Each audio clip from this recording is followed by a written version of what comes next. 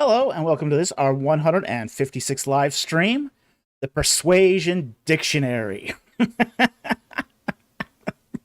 course, this is a mashed up reference to our Monday teaching video, which was on the dictionary fallacy and the persuasion definition fallacy.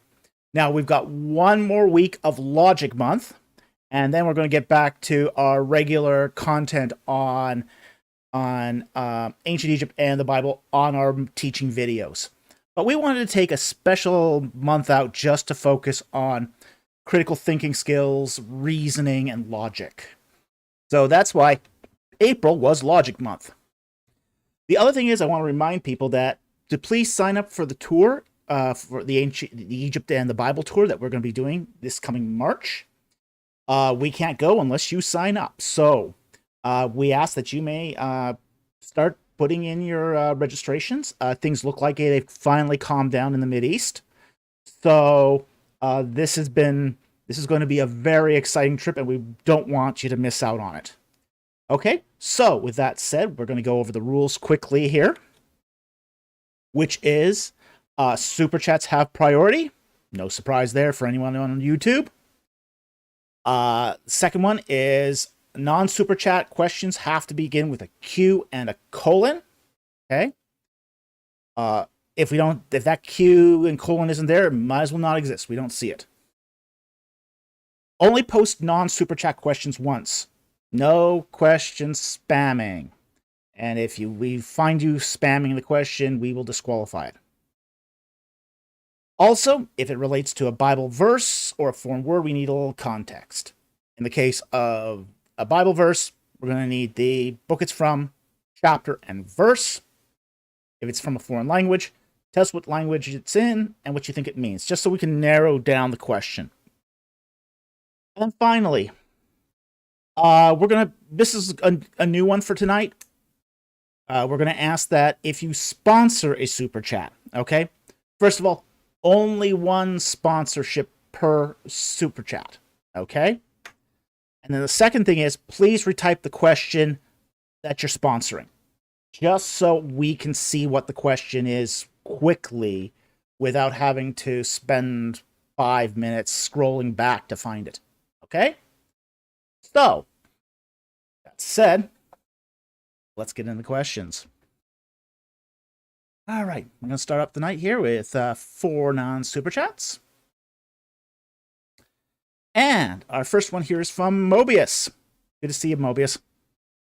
Who put the Musa in Wadi Musa? All right. Well, Musa is Arabic for the word Moses. Okay. And a Wadi is basically a seasonal river that happens in mountain sides. So the rains come down and do these flash floods. Bon, too many rules. Well, we're undergoing growing pains here, Bon, and it's good to see you here tonight. We haven't seen you for a couple weeks, so it's good to see you back. The fact is, we're undergoing growing pains. We're getting into like 6-hour live streams here, so we have to find some way to sort of narrow this down. We will still want to take people's questions, though, so we have to kind of structure it because we're not going to start doing multiple live streams, okay? We're already doing two over the next few weeks, okay, per week. So, he says, that makes me happy that the channel is growing, though. Yeah, we're thrilled about it, too. But it's growing pains. It's growing pains. All right, let's get back to the question here. Now, the Wadi Musa is a site in Jordan, as I best recall. Now, when Islam took over, they renamed a lot of sites after biblical figures. So you'll see stuff like Wadi Yusuf, Wadi Musa, even some references to King David sometimes. So that's basically who renamed it, was the Muslims, okay, when they basically took over the region. And they did this to a lot of places. If they thought something had a pagan name or a name that they didn't really understand anymore because the language had changed, they would just rename it to a biblical figure. So It's not really significant. It wasn't named by the Israelites themselves. It was named by later Muslims. All right, so hope that answers your question. Great question, though. Second question here. Okay. Is Genesis 37, 25 to 28 evidence for a clan reading of the patriarch narratives? A literalist reading would suggest a distinct Israelite ethnocultural identity was established within 3 generations, since their progenitor was born to Abraham. Let's look up that text here. Is Genesis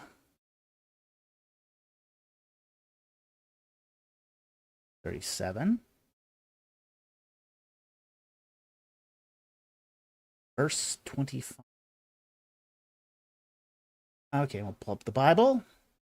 And the text reads, this is about the Joseph narrative here. Then they sat down to eat a meal, and as they raised their eyes and looked, behold, a caravan of Ishmaelites was coming from Gilead, with their camels bearing aromatic gum and balm and myrrh on their way to bring them down to Egypt. And Judah said to his brothers, what profit is it for us to kill our brother and cover up his blood? Come, let us sell him to the Ishmaelites, and not lay our hands on him, for he is our brother, our own flesh, and his brothers listen to him. Okay. Now, it is true by the time of Joseph, and that's those 3 really long generations that you find in the Toledot, that the Ishmaelites had already established a clan and tribal identity. Okay? Now, you can't do that in 3 generations. That just doesn't happen in 3 generations. So, there's definitely here, this would only make sense with a clan reading, really. That there was more intermediaries between, say, Abraham, Isaac, and Jacob, because you wouldn't have distinct clans with just 3 generations. In fact, you'd have barely one. You'd barely have one. And it wouldn't even be necessarily a separate clan, because clan structures tend to be 4 generations. So there wouldn't have been a division of the clan at that point, of Abraham's progeny into multiple clans. So yeah, this definitely smacks of clan identity. Even if it doesn't say so explicitly, it's the best reading you can get here. So definitely this is good evidence for a clan reading of the patriarch narratives. Okay? So I hope that helped. Thank you very much for the question. Really appreciate it. It was a great, great question. And next one here is from Mobius again, with a quick one here. What was the name the Egyptians used for the Mitanni Empire? They called them Naharayan. Okay? And that's actually a word that we sometimes even see in the biblical text. The biblical text will sometimes call the Mitanni Naharayan. Okay? So, that's like Eram Naharayan. We see it in that text. So, that's what the Egyptians called the Mitanni. They were the Naharayan. So anyway, I hope that helped. Thank you again for the question. And finally, the 4th non-super chat here is in the original languages of the Bible. And actually, I'm going to grab a book and be right back, because I think this one calls for a book here. Be right back as I grab a book.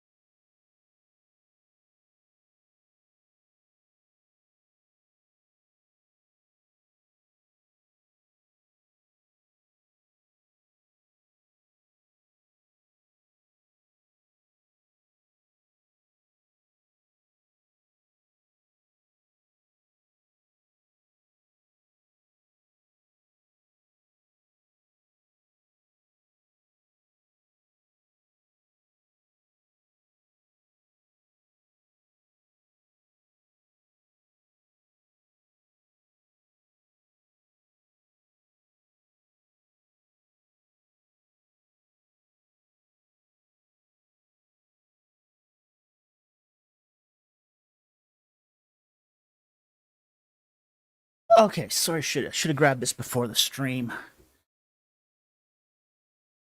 Okay, I'm going to show you this book here by Paul Lawrence. Okay, Egg Whites or Turnips. Okay, this is an excellent book. He's a friend too, so that doesn't hurt the fact that I'm really pitching this. But he goes into all of these words we're not sure about, and it's a book entirely on words that we're not always sure about the translation. And you can just go to like a few examples just in, let's take that one on the cover here, where it's in talking about Job 6:6. Page here.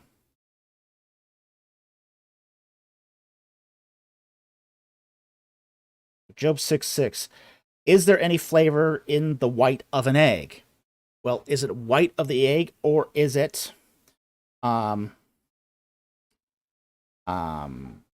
turnip? Okay.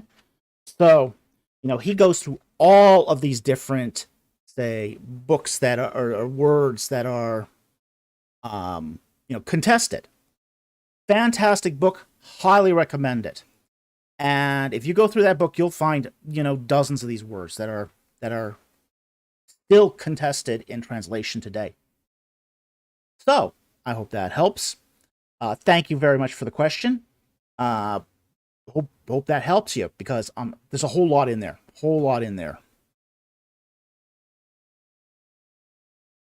Oh yeah, I hope you buy that book. I mean, it's not an expensive book. I mean, I think it was like $30. I mean, really cheap for a book of that kind. So, and you'll have more to talk about there than you'll ever dream of. I mean, fascinating book. It just goes that one after the other. In fact, let me just read you some of the topics which he covers here. He covers foods. He covers machines, musical instruments, birds and animals, plants, precious stones, terminology between clean and unclean, and even some terms of phrases. So, again, a great resource. It's a great resource if you want to learn more about, say, contested words and translations. Okay, so, anyway, thank you very much for the question. Very, very much appreciated. Okay, we're on to the super chats now. And we got one here, a member question from No Name. And he asks, who was the most disliked god in Egypt? And why didn't Egyptians develop monasteries like Buddhists? And how did Egyptians resell stolen tomb items? Okay, there's 3 questions there. Who was the most disliked god in Egypt? That would be the Aten, no doubt. He was probably the most disliked god in Egypt just because of his association with the reign of Akhenaten.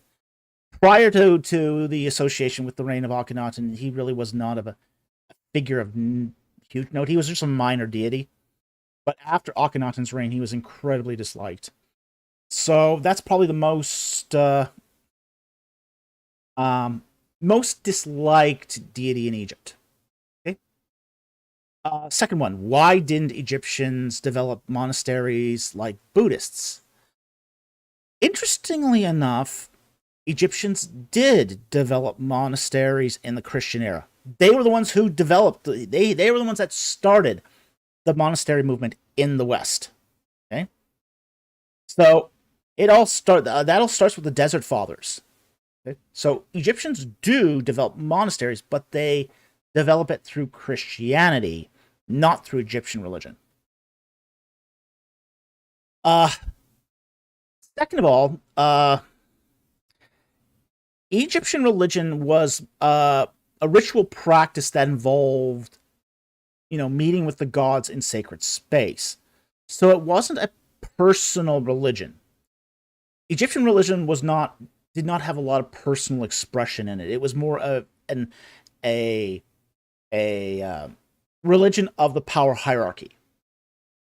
So because it was a religion of the power hierarchy, you just didn't get a lot of, say, personal expressions of it. Now, there were private chapels. There were small chapels that people would go and worship at. They would have little sort of chapels on the sides of their homes. But this whole idea of, say, personal, singular devotion to deities was just not something you find a lot in Egyptian culture.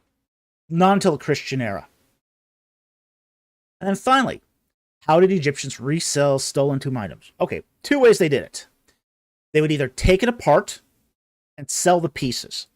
So they would, on, say, ritual beers that had, gold foil on it, they would burn the item and then take the foil, sweep up the foil, and then reuse the gold foil. Okay? That's one way they would do it. Or they would peel off, say, the bronze cladding if it had bronze cladding on it. The other way they would sell it is sometimes they would disfigure the item so you can't recognize who was the original owner, and then resell it that way. So that was something that was more common in the 21st dynasty and following, when, say, coffins started getting scarce because of the wood shortage. Okay, so that's when you start really seeing those items resold. Okay, wholesale. So it really depended where they were stealing it from, who they were stealing it from. Like, if they were stealing it from a royal tomb, they're more likely to take it apart and use, say, the components and the pieces. Whereas if it's from a private tomb, they would have no problem stealing a whole coffin, a whole assembly, and just repurposing it. So, I hope that answered the question. Thank you very much for the super chat. Really appreciate it. Okay, next one here is for $5. Thank you for the super chat from TBD. You've mentioned that Judges and Joshua aren't chronological. Yeah, they're didactically written. So they're written according to good judges to bad judges. Or in the case of, say, Joshua, good tribes to bad tribes. Okay. And he asks, where can I get a rough timeline of that period? Do we have any idea where Ruth fits in? Ruth is going to be in the period of the Judges. Okay, she's going to come in 4 generations before King David. So it's going to be sometime in the period of the Judges. We don't know exactly when. Probably sometime in the middle-ish. A good timeline I would recommend, there's a timeline in Kenneth Kitchen's On the Reliability of the Old Testament. And he goes into the timeline here, and he basically arranges it in parallel, which is what it seems to be.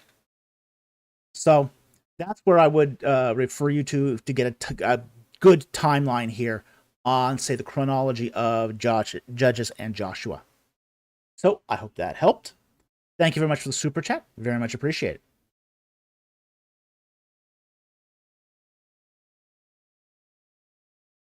The Vermin Trash Rat for $1. Thank you for the super chat. Apparently, a man named Srivasa Ramanujan, by praying to his Hindu gods, received visions which assisted him in making significant discoveries about math. What are your general thoughts on it? And he followed that up with, have you heard of this guy? I said, well, and yes, I have heard of this mathematician. He was a very devout Hindu. He came from a family of Hindu priests. So his upbringing was very traditional Hindu. Okay. My general thoughts on this is, the guy was, would have gotten the same sort of results because he has just an uncanny aptitude to math. Really uncanny. He, even when he was not getting revelations from his Hindu gods, he was basically able to do this on the fly. So, I think that was a lot of that was, say, a manifestation of his subconscious working into this. But let's even take the opposite approach. Let's take the non-skeptical approach here. Of can demonic entities give you mathematical formulas if they see fit? Sure, why not? So, you could take this from both a psychological perspective or a phenomenological perspective that engages, say, the possibility of demonic powers. So either one here could be what happened. We won't know. We don't know for sure, because you can't relive this thing or recreate his ability to do mathematical formulas. The guy was a genius. The guy was an absolute mathematical genius. So, I hope that helps. Thank you very much for the super chat. Very much appreciated.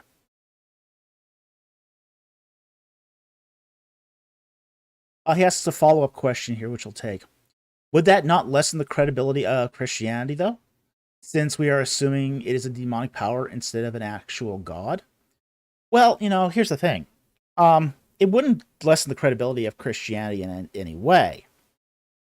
In fact, it would play into a Christian worldview here. If we are assuming it is a demonic power, demons have power. They have knowledge. They have the ability to do these sorts of things. So that doesn't lessen the credibility of Christianity in any way. But, even if you were to, basically Hindu gods are really small gods. They're more like, say, phenomenologically, they are similar to Christian demons than they are, say, the God of the Bible.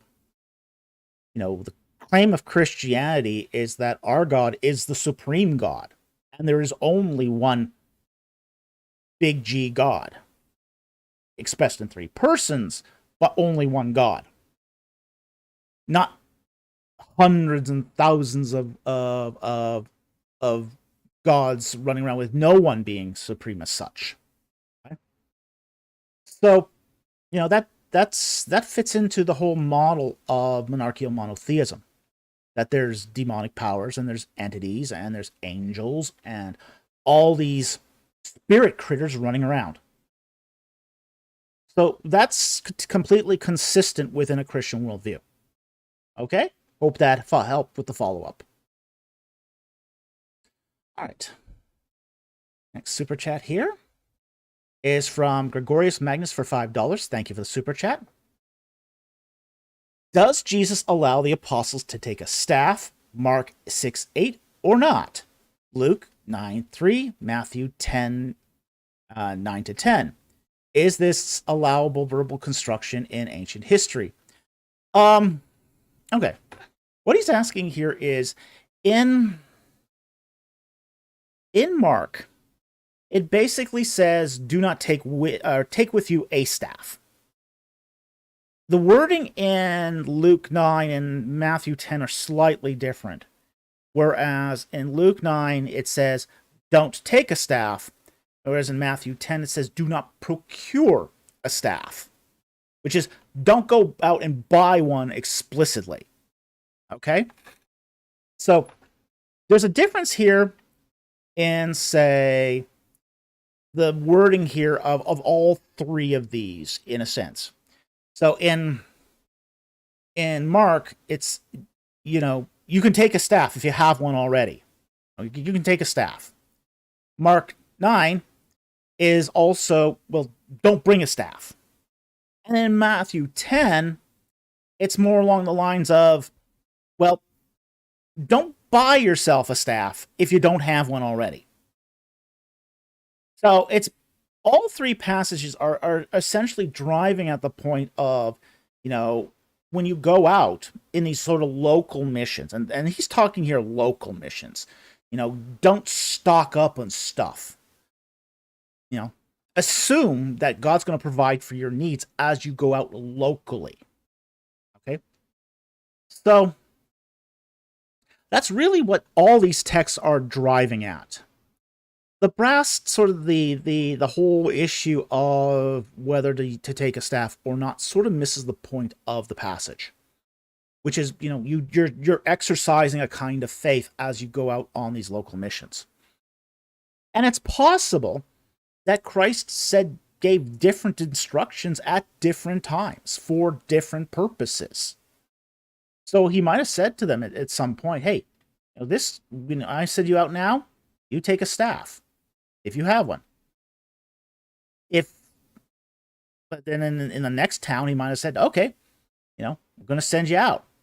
Don't take a staff this time. So it's entirely possible that these were different, say, commands given at different times for different circumstances. You know, we kind of see this sort of similar situation when Israelites go to war. And they're told to, you know, ask God first. How do we do this? And different times, God gives different commands about how people are to go to war. So it could be a situation similar to this where he's giving different commands based upon, say, different circumstances for when he sends them out. Okay? But the point of all three is the passages is the same, which is to trust God for your needs for these local missions. All right? So I hope that helped. Thank you for the super chat. Very much appreciated. Okay, next super chat here is from Gregorius Maxis again for $5. Thank you for the super chat. Is Stephen wrong when he says 75 people went out to Egypt, Acts 7:14, instead of only 70, Genesis 46:27? Okay, what we have here is a text critical problem. Okay, the Masoretic text says 70, but Septuagint sometimes says 75. And in Genesis 46:27. Okay? So, we also have two manuscripts from the Dead Sea Scrolls that say 75 as well. So, there's various ways of reading this. And one of the suggestions here is that Joseph's other sons were included, because Manasseh and Ephraim weren't Joseph's only children. Okay? But they're the first two. You know, one's the firstborn and the other one is the secondborn. But there were all the other sons as well, and we know that from the biblical texts. So it's possible here that they were counting not just his two sons, but the other ones as well. And that accounts for the rest, the additional 5. So it's going to come down to a text critical problem. And again, we see this in the Septuagint and some of the Dead Sea Scrolls were at 75. But in, say, the Masoretic text, we see it as 70. And I think it also says that in Samaritan Pentateuch too, but I don't recall. Okay. So it's clear that Stephen here is referring to the Septuagint, which was the common reading of the day. So that seems to be, I don't think Stephen was necessarily wrong. We just, in the case here is it 70 or 75 in Genesis 46:27? All right? So I hope that helps. Thank you very much for the super chat. Very much appreciated.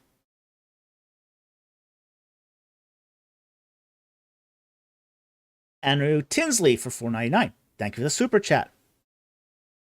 Why are so many Egyptian gods pictures as humans with animal heads? Well, because they were gods. Not just animals. We don't know exactly why they sort of chose upon this form of zoomorphic deities, okay?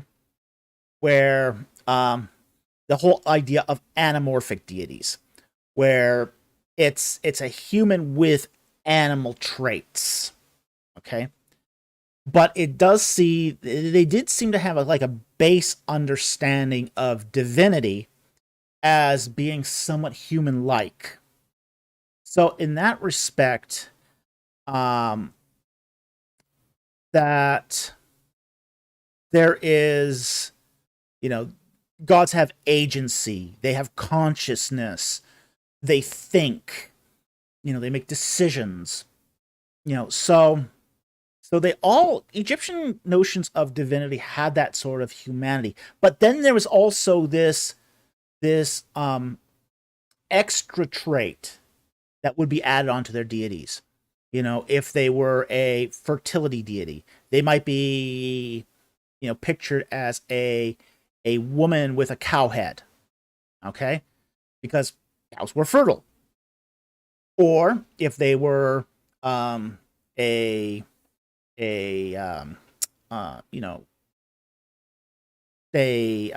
for example, the jackal-headed god Anubis.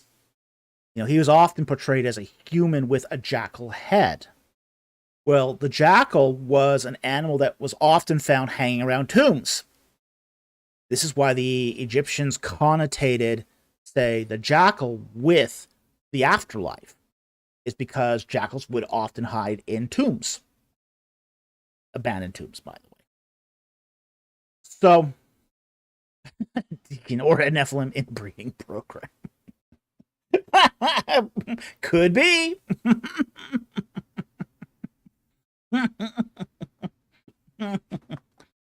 Yeah, so this is why we see this, so many Egyptian gods pictured as humans with animal heads. Now, sometimes they did depict these gods as being full animals. Like, it wasn't uncommon for Anubis to be shown as a jackal without any human form, or Thoth as a baboon. The reason why was because baboons in the morning, they tend to babble. They tend to cry out and babble. So Egyptians associated that with the god, a god of language, which is why Thoth is often depicted as a baboon. Okay, so I hope that helps. Thank you very much for the super chat. Very much appreciated. But that's how we understand that, or how we come to have how they came to realize their religion here.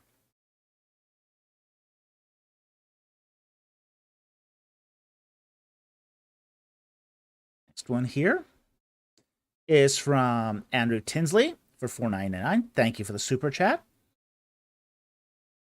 Have any Muslim Egyptologists tried to explain the Quran saying Pharaoh drowned in the Red Sea? If so, who do they think the Pharaoh of was the Pharaoh of the Exodus? Okay. Muslim Egyptologists don't engage this. They really don't. Muslim Egyptologists try to stay as far away from this question as possible. They don't, like all Egyptologists, most are not interested in the Bible or the Quran. So they tend to stay away from this question. Now, there are Muslim non-Egyptologists that try to explain the Quran saying that Pharaoh drowned in the Red Sea. The most famous one, say, amongst Islamic apologist is Bukhari. Okay, now Bukhari thinks that the pharaoh that drowned in the Red Sea was Merneptah. That's who they think. But there's a problem with that, which is the Merneptah stela. The Merneptah stela definitely paints Israel already in Canaan at the time of his 5th regnal year. And Merneptah would be alive for another 5 years. So, Egyptologists are savvy enough to know that Bukhari's identification is not consistent with what we have of the evidence. But that's and Bukhari wasn't an Egyptologist either. I mean, he was a gastroenterologist. Okay, he was a medical doctor. So,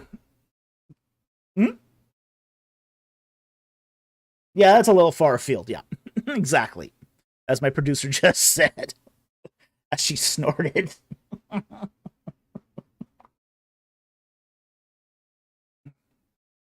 Okay. So then, uh, Muslim Egyptologists tend to avoid this question entirely. They don't they don't like this question. They don't like talking about it. They know the evidence.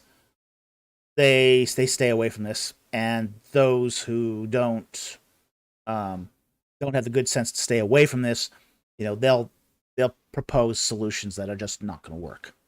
Okay, so I hope that answered the question. Thank you very much for the super chat.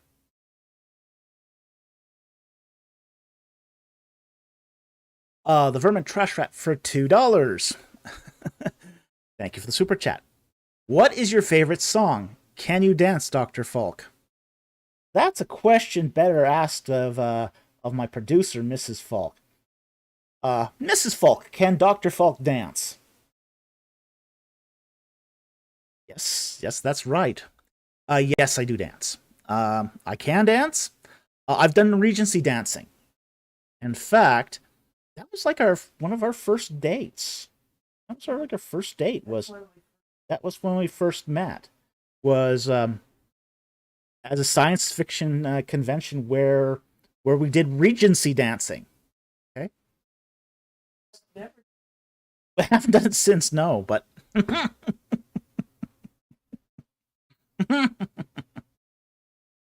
okay. So, uh, my favorite song though, I have I don't have a favorite song. I've got very, very eclectic tastes in music. Extremely eclectic tastes. I'll listen to just about anything if I think it's interesting. Um, that's sort of the problem with being having worked in a music department when you're in college is you get a sense of what's good out there, and this sort of it opens up to you a world of music opens up to you that you wouldn't normally have been exposed to by just listening to radio. So I got into all sorts of interesting, different genres of music, alternative stuff, soundtracks, um, electronica. I mean, all sorts of different things. Okay, so anyway, I hope that answered the question. Don't have a favorite song. I can dance. Yeah, Mortimer said, "Yeah, I listen to everything from Vocaloid to classic rock. Yeah, even I've listened to a little bit of Vocaloid. Um, there are times when the Vocaloid isn't that bad. Like, I mean, that sounds really odd, but yeah. Isn't. Well, some Vocaloid is awful. I mean, some Vocaloid is really awful. But so it's not all of it isn't that bad. I'll expose you to one Vocaloid song after the stream. That's not. I wouldn't say that's horrible. It's pretty good. Okay. Hmm. Andy Gone Wild. What is Vocaloid? It's synthesized singing. Okay. Um, it's essentially uses a vocal human library to make artificial voices. So that's Vocaloid. Okay. It's a digital voice. It uses a sound font, just like digital instruments do. And it works really well with staccato languages, like Japanese. Japanese, it works really well because all the syllables are the same length, pretty much. I mean, there's a few you got long syllables and shorter syllables in Japanese, but it works very well with, say, Japanese. Doesn't work so well with English. Say that. Okay? So that's what Vocaloid is. It's a synthesized singing. It's a synthesized human voice using phonemes, sound fonts. Okay.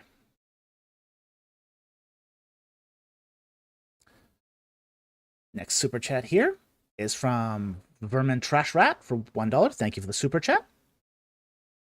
Ego, yes. What is thy favorite verse in the entire Bible? To mean favorite, the one verse in the entire Bible you would read for the rest of your life. Ooh. Probably 1 Peter 2:24. I used to be really big into John 3:16, but recently much more into 1 Peter. Let me pull that one up.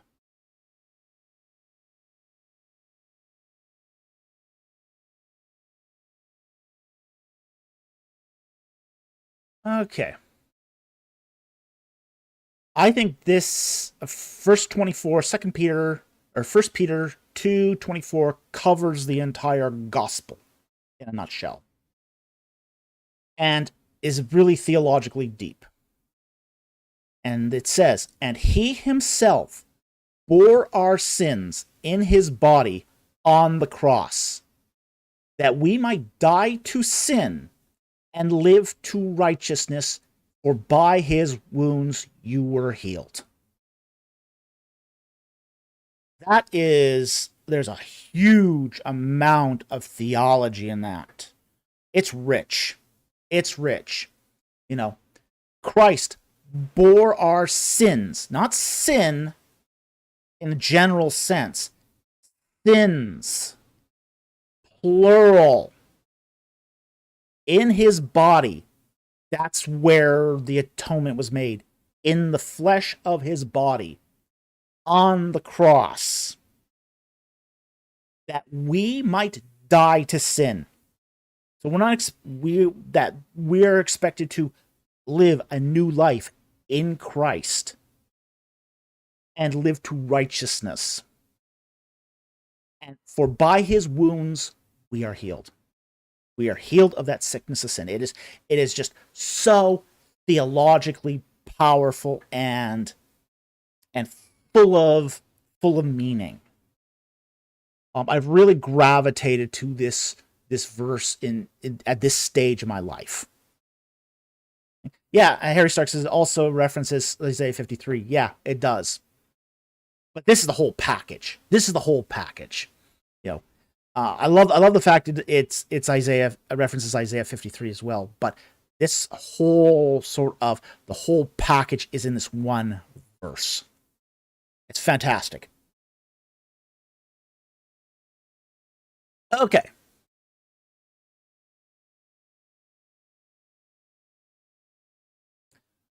Next one here is from the Vermin Trash Rat for $2. Thank you for the super chat. Thoughts on the Bishop Mari Emmanuel's incident? Note, I hope it's not inconvenient to ask this question. Also, do pardon me if it is somewhat a sensitive topic, or if you have no opinion or commentary. Thank you. Okay. I think what was done to him was a terrible crime. I mean, he was stuck while giving a sermon. I think the press really roasted him, the perpetrator of this.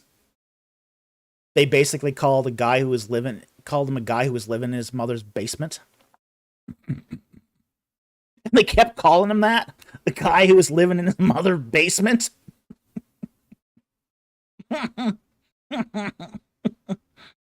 So, and Mari is Emmanuel is a very controversial figure. He's a very controversial figure.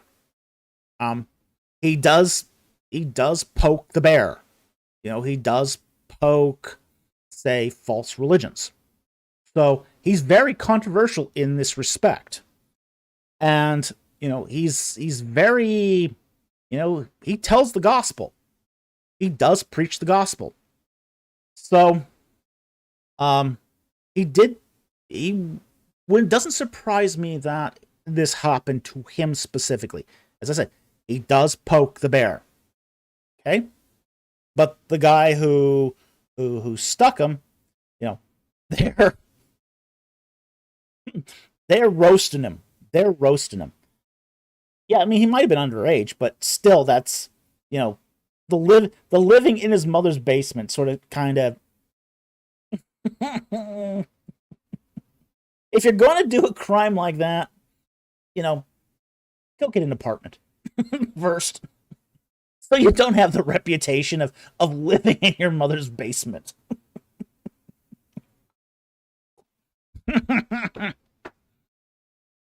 Yeah, Mama says.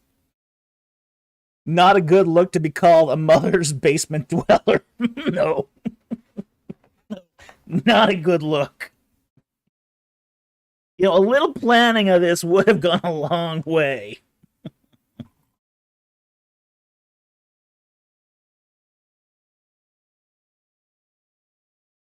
So that's all I'm going to say about this. But it was a dastardly crime. So, okay. And he gone wild. Crazy that Mari forgave him. Yeah, it is. It is crazy. But that's the power of Jesus Christ. Is you can forgive those who've done you wrong. So that's something that you know, that's the power of the gospel. Is we know we're sinners. We know we're sinners. And the more you get into the Christian life and the Christian, you know, the word of God, you just go, I'm just so sinful. You know. And then you can sometimes get to that point where you go, well, you know, how can I not forgive others when Christ has forgiven me so much? You know, this is why the Apostle Paul, you know, when he does his writing, you know, he sort of starts off as the guy who is, you know, the super apostle, his early writings, and then calls himself the worst of sinners, foremost of sinners. He calls it, but it really means worst. That's a guy who understands the depravity and the gravity of sin. I think Mari's a guy that understands the gravity of sin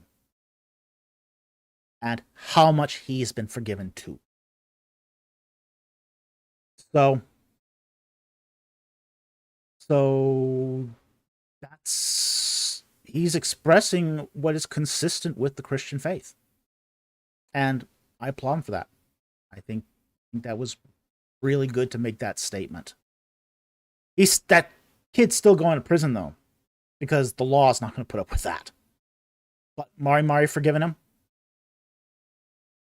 That's Christianity. Okay. Next one here is from Liver and Trash Rat for $1. Thank you for the super chat. Thoughts on Theosis? Okay. Theosis is also called apotheosis. It's a doctrine found in Eastern Orthodoxy, where after you are dead and you go to heaven, you are glorified in Christ and you take on some attributes of the divine. Okay? So, my thoughts on this are that it depends on what you mean by theosis, okay? In some respects, there's some truth to that. Like, you will live forever. That's a aspect of divinity that will be extended to humans. Is everlasting life for those who are in Christ. But sometimes they take this a bit far too. Like, for sometimes they'll say that, well, you gain omnipresence. Well, that's a dubious trait even for God. God is not, strictly speaking, omnipresent because of that whole pantheism problem. So, you know, I think this is one of those things that, you know, there's a grain of truth here, but it can also be taken too far as well. So, So that's my thoughts on theosis. Grain of truth, there's also a point of too far. We're still always going to be embodied creatures. That's the human state. Our human state is not to be all divine, all powerful, all knowing deity type beings. Our final destiny is to be re-embodied, resurrected. So, N Black, yeah, we'll take that follow-up question here. He asks, God is not omnipresent? No, he's actually not omnipresent. And I think the best way to explain this is to use another Eastern Orthodox concept, because they're really good at this. They're really good at this sort of explanation, which is the essence-energy distinction. Okay? There's a distinction between God's essence and his energy. Okay?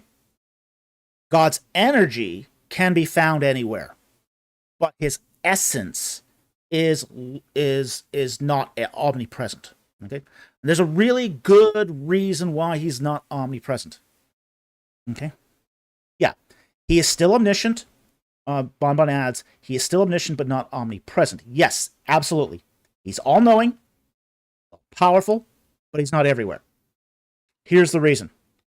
Is if he was everywhere, he would have to do summary judgment on all sin all at once. He would be a pantheism. He would be a pantheism. He would be part of the evil that's happening in this world.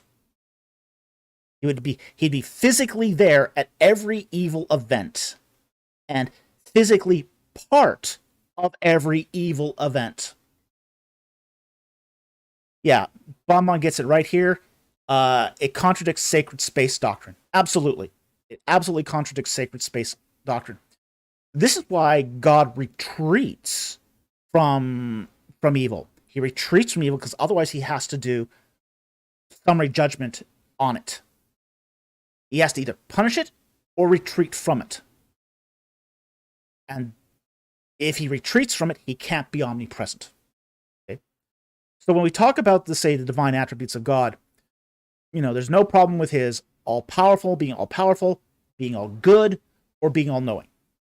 And all of those can stand on their own. All of those can stand on their own. Even all holiness can stand on its own. But all-present isn't one of those.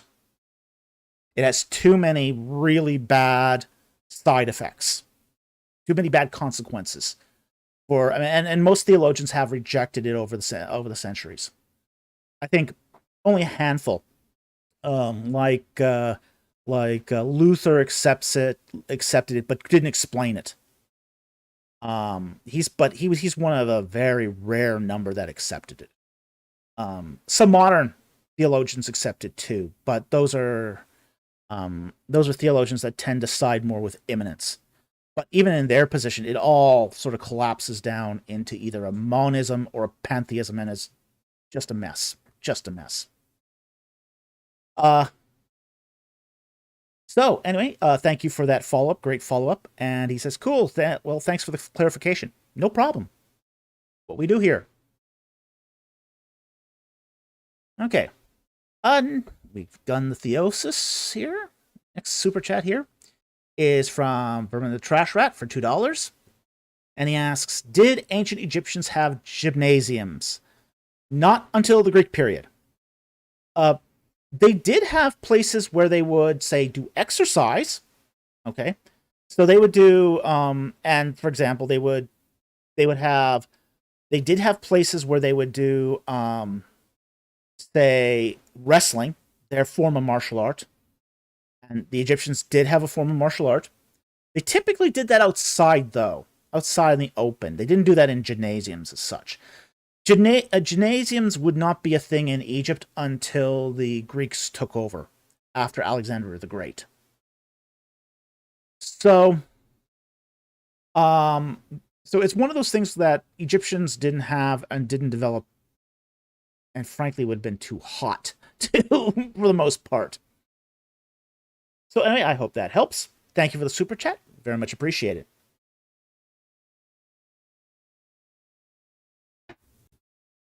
Okay. Vermin Trash Rat for $2.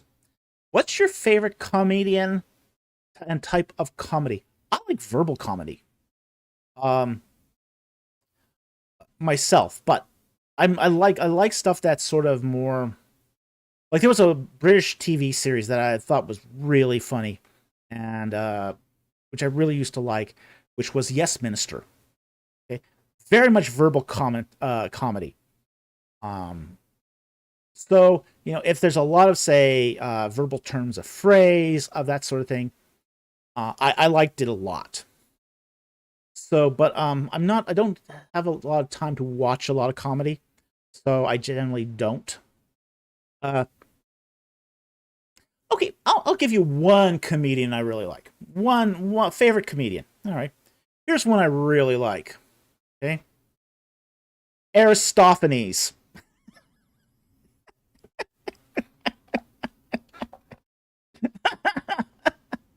Aristophanes is hysterically funny.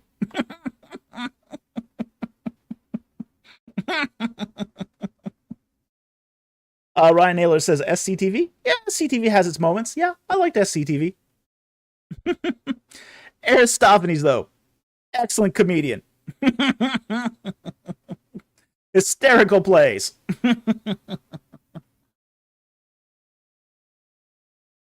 Okay, so thank you for the super chat. Very much appreciated. Okay. All the way back up here. When was that? That was 2 o'clock. Okay, we have a $1 here, super chat from QBaby04 Scorch. Yep, and he asks, can you go in more depth in how Psalm 136 doesn't prove Pharaoh's death in the Bible? Sure, absolutely, be glad to. Psalm 136. Psalm 136. Okay, and we'll pull up the Bible here. And we're not going to read the whole psalm here, but we will read the relevant passage here, which is verses basically 12 to 15. Okay? And the text reads, with a strong hand and an outstretched arm, for his loving kindness is everlasting. To him who divided this is a sea of reeds, so it's, even though the text here says in the English Red Sea, it means sea of reeds. Divided asunder, for his loving kindness is everlasting. And made Israel pass through the midst of it, for his loving kindness is everlasting. But he overthrew Pharaoh and his army in the sea of reeds, for his loving kindness is everlasting. Now, the point of contention here is overthrew. That, what I'll highlight it here in the blue. Na'ar. Okay? Now, Na'ar isn't really overthrow. This is what's called a traditional reading. Okay? A traditional reading is when you do a translation that follows a tradition. So, and we find these all through Bible translations. And the reason why translators will use traditional readings instead of saying what the text actually says is because people get really, really super upset when you change what they're used to. This is why this text here still says Red Sea in English, but says Sea of Reeds in Hebrew. It's a traditional rendering. It's a traditional translation. And translators basically do traditional translations because they don't want to get the grief. Essentially. They'll get all sorts of nasty letters. They'll be called liberals. They'll be called atheists because they're not following the tradition of the English. So we got to understand that Psalm 136:15 is a traditional translation, not a literal or a word-for-word translation here. Okay? So once you understand that, you can then go back and look at this and say, okay, what does na'ar, translated here as overthrow, actually mean? It means in the Hebrew to shake off, okay? Brush off. And that's what it means in the Hebrew, is to shake or brush off. This is a word that's often associated with insects, okay? So you would shake off the insects. One of my professors in college was James Hoffmeyer, and he was a missionary's kid, okay? And he went to a Coptic village, and the Copts had put together a spread of food for him, which was covered in flies. Completely covered in flies. And the guy with Jim goes, okay, how do we eat this? He says, na'ar, brush off the flies and eat what's underneath. Okay? That's the sense of the word here. Is he shook off, brushed off Pharaoh and his army into the Sea of Reeds. Okay? Basically he shook them off. Brushed them away. Okay? So it's not actually talking about the death of Pharaoh here in any way. So the text here is really ambiguous. But they lose him. They lose Pharaoh and his army in the Red Sea. Through the Red Sea, as it were. Okay? So it's not here going to be talking about anyone's death. Because that's just not what the word says. But basically that they've left him behind. Now, in the case of, say, his chariots, yeah, they did drown in the Red Sea because other texts tell us they drowned in the Red Sea. His infantry didn't, though. His infantry hadn't caught up yet. Pharaoh's infantry had not caught up. So they were spared. And Pharaoh himself just wasn't there. He was still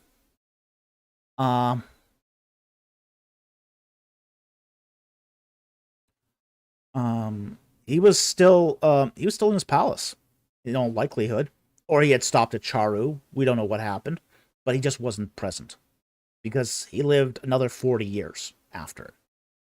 So anyway, I hope that helps to explain Psalm 136, particularly verse 15.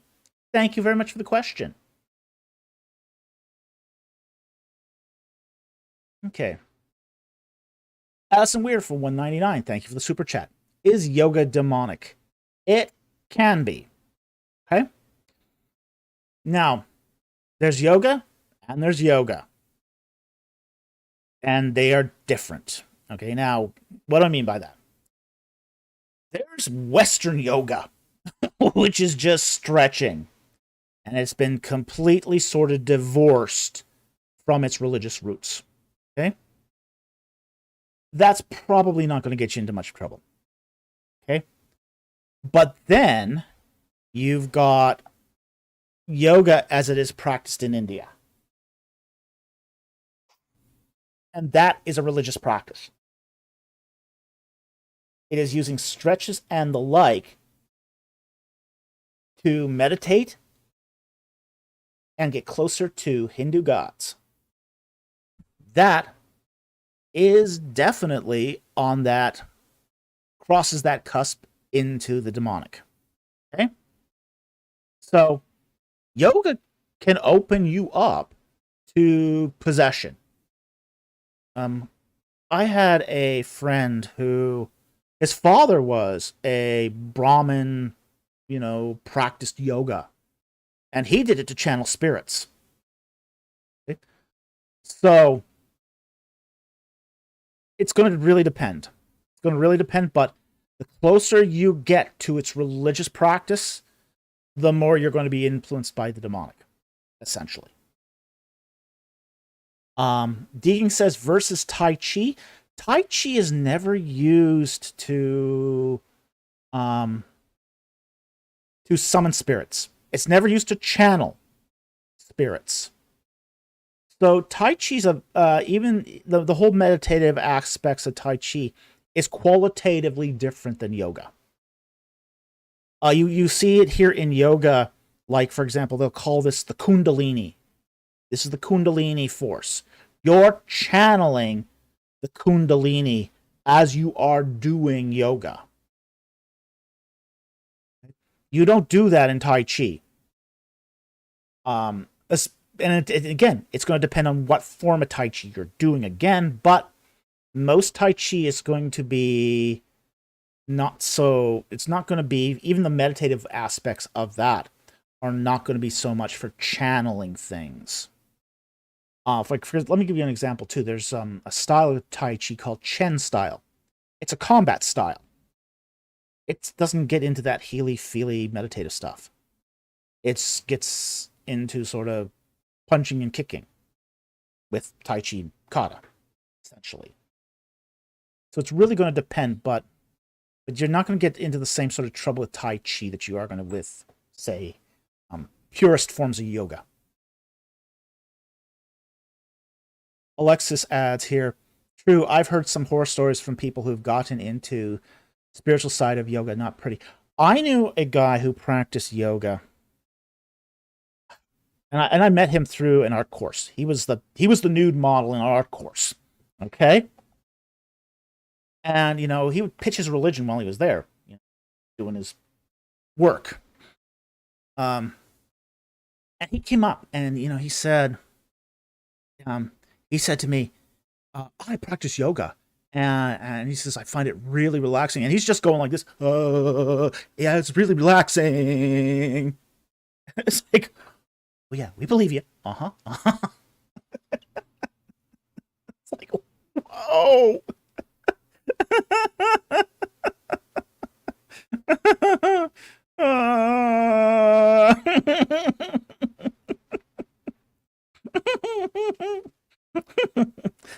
Yeah, so I've seen the same horror stories, okay? Not pretty. Not pretty at all. Okay, so let's get back to the super chats here. Way up here. So Addison, thank you for that super chat. We appreciate it, and we hope that helped. Of what?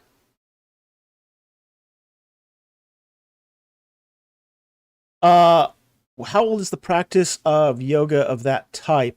It's probably Western yoga is fairly recent. I mean, it's only about 150, 200 years. Eastern yoga, as is practiced in India, goes back about 3,000 years. So about 3,000 years, roughly. Okay. Next one here is, I see that question too.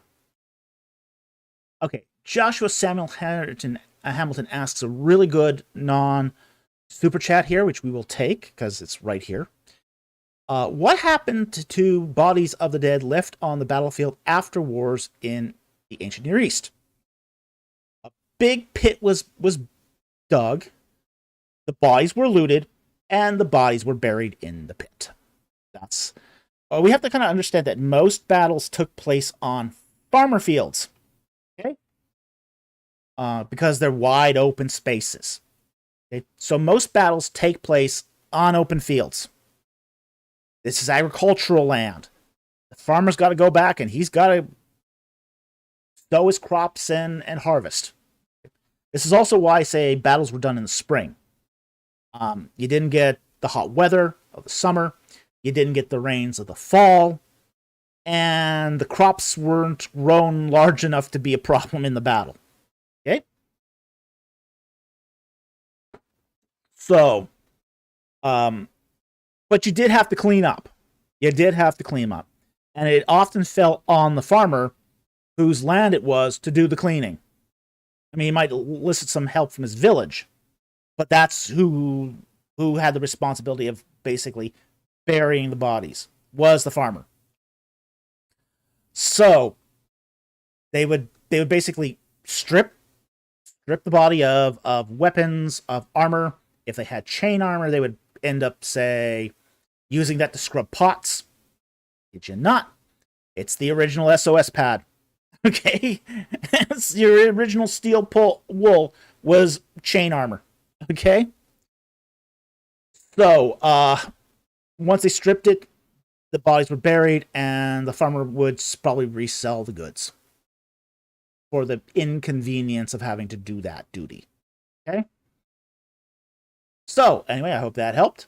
Thank you for that non-super chat question. It was an interesting question.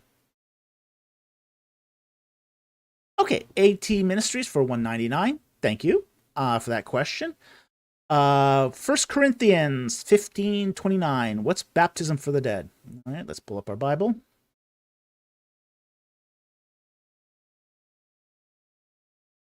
First Corinthians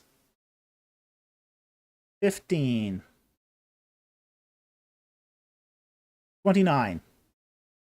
All right, we'll just take you one verse back here at start at verse 28. And when all things are subjected to him, when the Son himself also will be subjected to the one who is subjected all things to him, that God may be in all in all. Otherwise, what will those who are baptized for the dead, what will those do who are baptized for the dead? If the dead are not raised at all, then why are they baptized for them? Okay. This was a practice that was sometimes done in Corinth. It's done in other places too, but particularly this was a practice in Corinth where the dead are essentially washed. They're given a bath. The way it worked was the body would be put on, say, a stone table, and then or a slab of stone, and then water would be poured over the dead to wash it before wrapping and burial. Okay? And that was called baptism for the dead. Okay. Now, with that's a practice that predates Christianity. Okay. Egyptians did something similar before mummification. Before mummification, the body would be washed with water. So this is just cleaning up the body, as it were, prior to interment. Okay. So when Christianity finally came along in Corinth, and they were baptizing people who were alive, some people did associate that practice of baptism of the dead with the baptism of the living.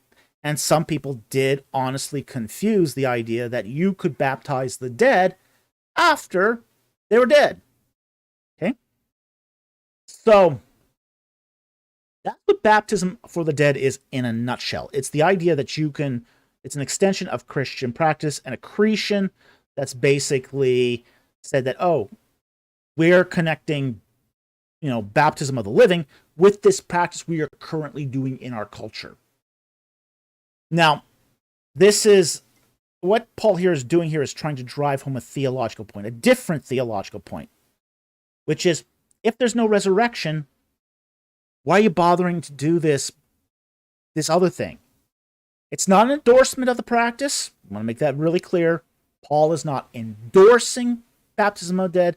He's merely raising the question that if you don't believe that the dead are resurrected, why are you doing this other thing for the dead?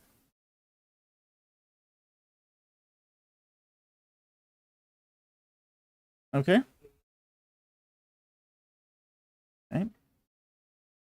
Christian Mouse asks, what is your opinion of those passages in Maccabees about prayers for the dead?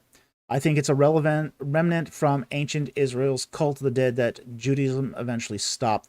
I think it is too. I mean, I think it is a remnant of their cult of the dead. I think prayers for the dead don't do any good. They might do a little good for the living, but for the dead, I don't. I think one thing it might do is it might help people to process the death of a loved one. I think in that respect, prayers for the dead can be helpful for people who've lost a loved one. I don't think it does anything for the dead person themselves. Okay? So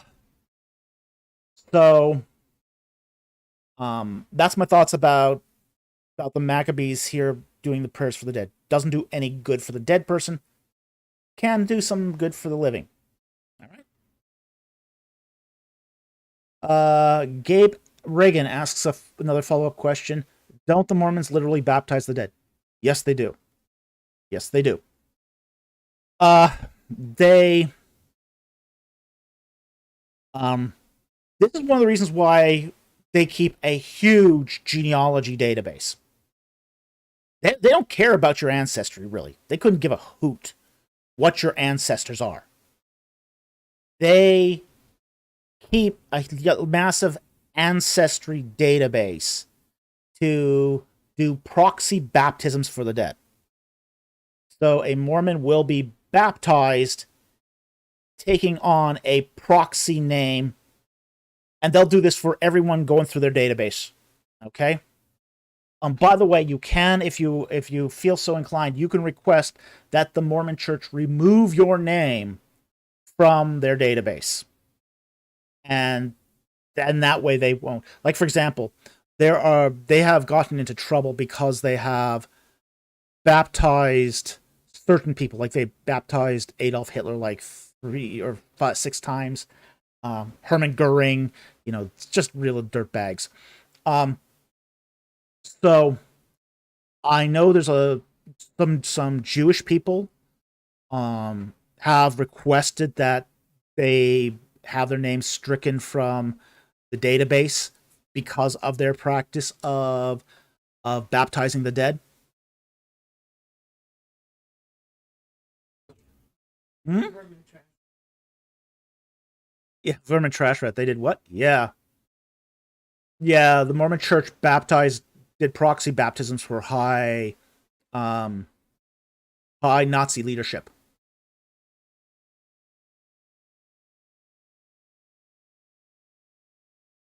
So, keep that in mind.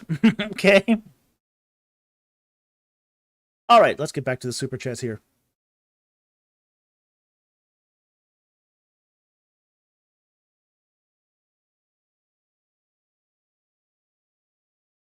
Alexis asked, how do they even do that for Nazis and why? They keep everybody's name as far back as they can go in their genealogical records. And it just comes up on the monitor. It's random. Or I don't know if it's sequential or random, but it's a pretty random process where a name will just show up on random out of the database, and then they do the proxy baptism. So, people had, like, for example, a lot of, say, the Nazi leadership had children that survived World War II. Those children went on and had other children. And because of that, the Mormon Church kept track of the parentage of those living children. Which is why they collected, say, the genealogies of Nazi leaders. Just like they collect them on everyone. Like for example, I think it's 43andMe. That genetic database. That's that combined with what was it, the other one now? Ancestry.com is the other one. The Mormons have big stakes in that stuff. I mean, Ancestry.com is run by the Mormon Church. And it's run by the Mormon Church to gather genealogical data for proxy baptisms. So,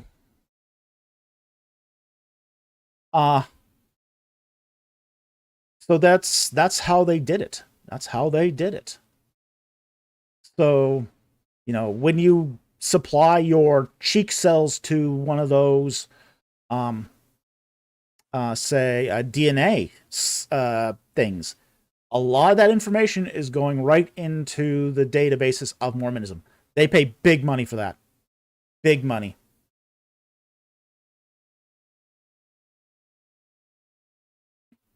Yeah. So, yeah, 43andMe is run by the Mormon Church. At least they've got a big stake in it. And Ancestry.com, that's 100% Mormon. Yeah. So when you give your database, your data to them, that's what they're using it for. They're using it for religious purposes. Yes, sorry, 23andMe. So 23andMe.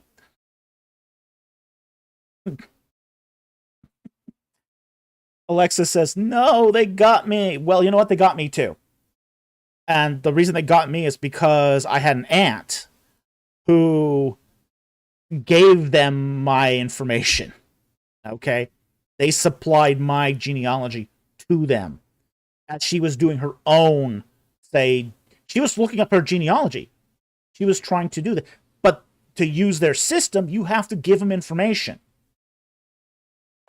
So they're taking that information and yeah, they might give you what they know of your line of descent, but they're going to take that information and they're going to use it in the temple rituals for proxy baptisms. Okay? So,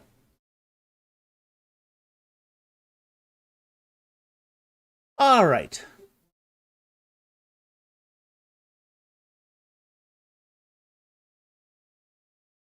Who said it? Darkblade. Okay. Darkblade says, one of my parents is Mormon. Am I in the database? Almost certainly. Almost certainly. But, they'll comb through vital statistic records. They'll comb through everything. This is not just a voluntary thing. They'll comb through everything. So if one of your parents is Mormon, you are almost certainly in the database. Almost certainly. But you can get in there other ways too. It's not just like they will do like hospital records. They will do vital statistics records from governments, any public records, yeah.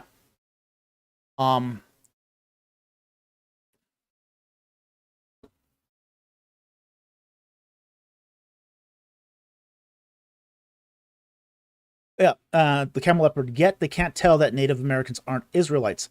Well, that was one of the reasons why they funded 23andMe. That was one of the reasons. This is one of the interesting little things here.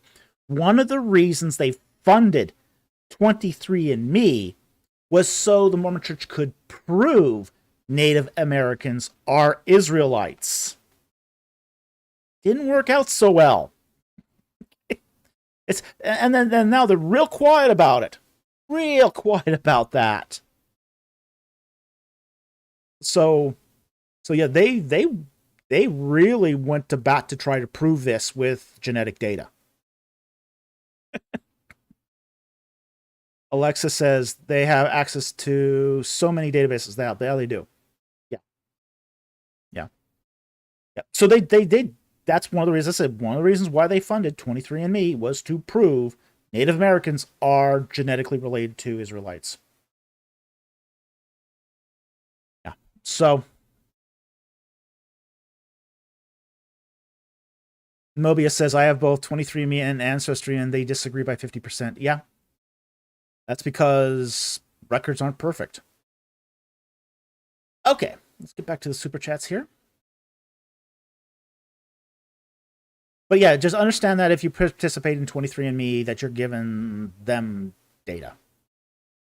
Same if you do Ancestry.com. You're giving them data. And it's not just, you're not just giving it for you. You're giving it for your whole family too.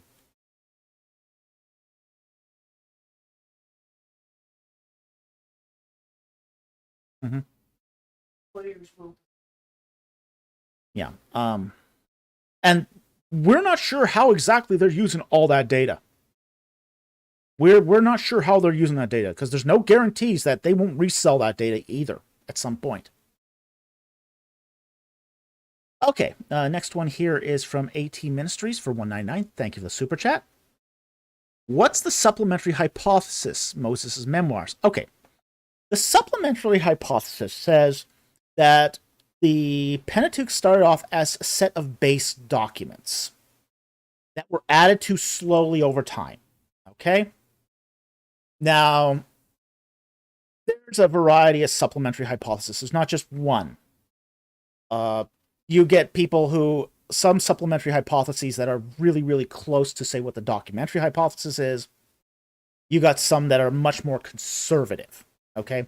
And I hold to a supplementary hypothesis that leans to a much more conservative view. For example, I hold to the idea that Moses prepared papers that were given to Joshua in Deuteronomy, and Joshua then edits them and collates them, adds pieces of text between the documents. Like, for example, you'll often see in the Pentateuch, it say, and Moses said to the people, and then you get this whole sort of chapter. You know, somebody wrote that memoir down of Moses speaking, but another somebody wrote in, and then Moses said to the people. Okay? That would be a supplement. That would be an editorial piece of text that's used to smooth out the reading of the text. Okay? So that's what's meant by the supplementary hypothesis. One of the things that's say differs in between, say, a documentary hypothesis versus the supplementary hypothesis is the use of redactors. You know, in the case of redaction, the idea in the supplementary hypothesis is redaction at most is used to update the text, add editorial glosses, or to, say, update grammar and spelling. Okay, but it keeps the core documents intact. We're saying the documentary hypothesis, a redactor is a guy who goes in and just higgly-piggly changes the text all over the place. Okay. So, you know, he's changing it because he doesn't like it. He's changing it to get to schools to intermesh in what they call doublets, which is kind of bogus in my opinion. But that's what's kind of meant here by supplementary hypothesis. It's the idea you're starting off with core documents, and then slowly, you know, you're adding little pieces of text to make it coherent, to explain, or to add portions of it that would not have been written by Moses himself. Like, for example, the death of Moses. Okay, death of Moses would not have been written by Moses himself.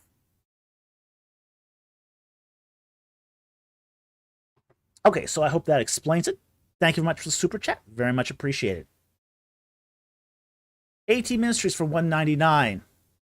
Why was Menkaure's tomb more interesting? Okay, Menkaure is basically he built the smallest of the 3 pyramids on the Giza Plateau. What's so interesting about Menkaure's tomb is it's materially different than the other 2. And we'll go into this in the next gaming live stream. We'll go and talk a lot about Menkaure's tomb. But what's interesting about it is the way it was built. The materials that are used are different. It also had a very vibrant funerary temple, different than the others. Now, the others had funerary temples too. But what was different about Menkaure's is that people kept coming back to the memorial temple generation after generation after generation and gave personal, private devotion to it. From the sounds, from all appearances, Menkaure was very well liked. Khufu and Khafre, not so much. Khufu and Khafre seem to have been rather hated. Okay? Menkaure appears to have been loved. In fact, if we get this tour of Egypt going, and we get enough people signed up, I'll actually show you something that you'll never see on a tour. Okay? a place. There's a place outside the temple where people came and burnt offerings. Incredibly interesting. Incredibly interesting. And it's outside of the temple. So it had to have been done by ordinary people, not by priests.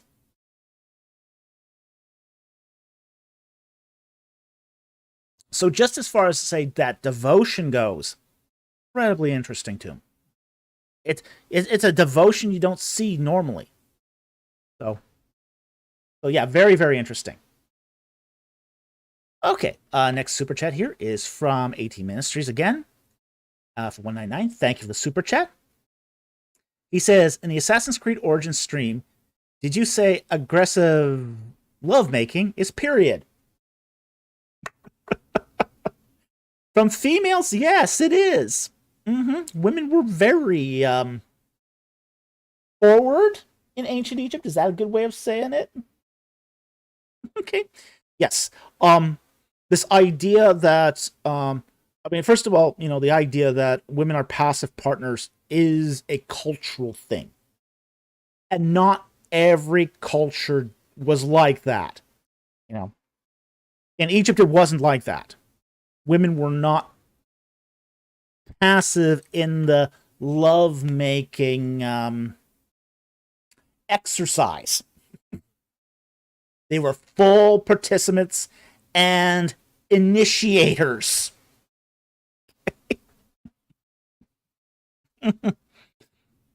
Jack Ray? Yeah. Oh yeah, they were Jack Ray says, so women ask men on dates or whatever? Oh yeah. Totally. Oh, totally. Yeah, they would ask men to marry them. I mean, really, they were like, hey, you're a great guy. Want to hitch up? That's the attitude among women in ancient Egypt. It's really not until Islam comes that the role of women changes in Egypt. Okay? Yeah, everyone in the chat's laughing now. Camel leopard. What a wonderland that must have been. It did have its problems, okay? Because, there was a lot of adultery too, okay? Darkblade says, so Potiphar's wife making advances on Joseph is period accurate? Very period accurate. Yeah. Yeah, that's really period accurate. We even have some Egyptian texts to this effect. Okay? So, yeah, it's something the Egyptians even knew about themselves. So, very, very interesting from a cultural standpoint. And, yeah. Yeah, if a woman liked a man and said, she would not hesitate. There was no cultural prohibition in Egypt for a woman to aggressively pursue a man.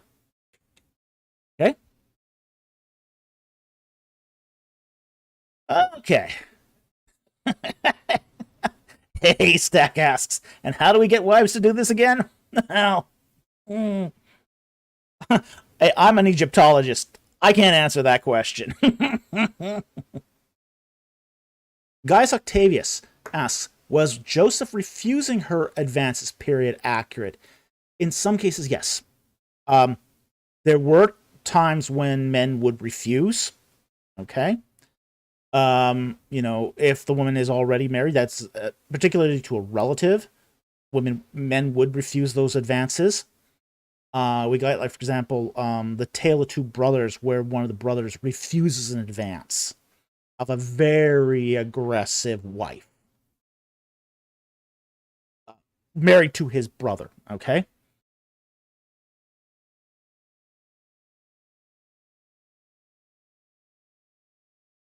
What are you laughing at?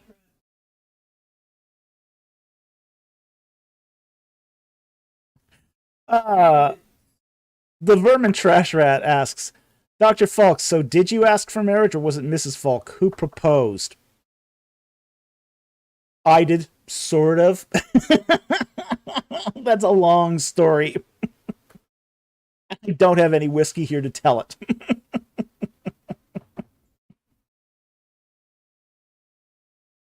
Okay, so let's get back to the super chats here. Scroll up here, back.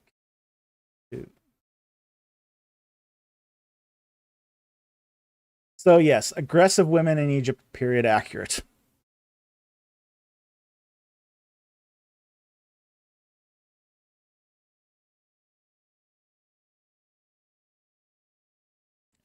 Back at the top here, okay. Next one here is from AT Ministries for $4.99. Thank you for the super chat. Does the Greek in Matthew 28 imply one name or three?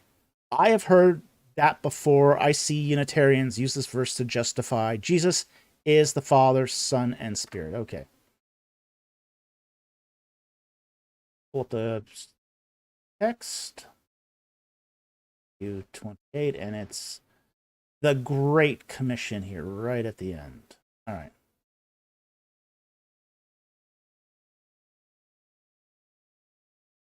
Go therefore and make disciples of all nations, baptizing them in the name of the Father, the Son, and the Holy Spirit. All right. Let me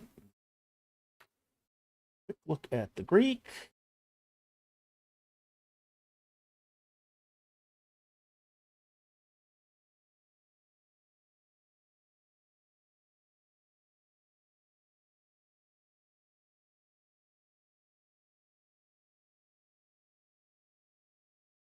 Is in the singular.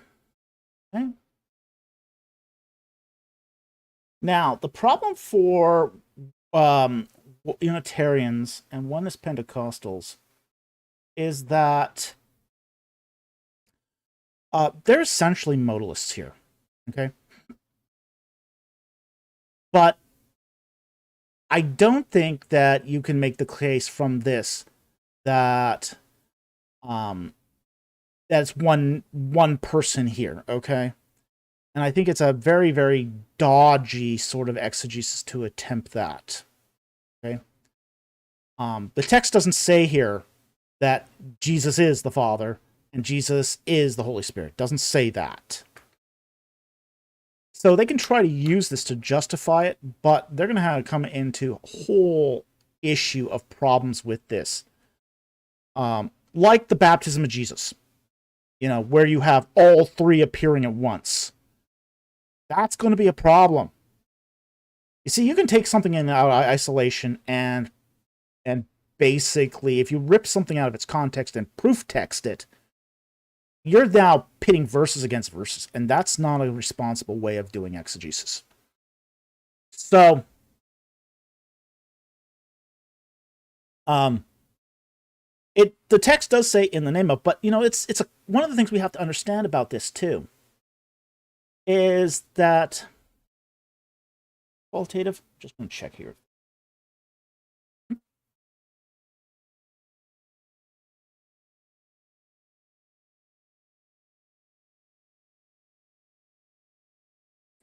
Accusative. Okay, it's accusative. Isto onomo, name of the Father and of the Son and of the Holy Spirit. So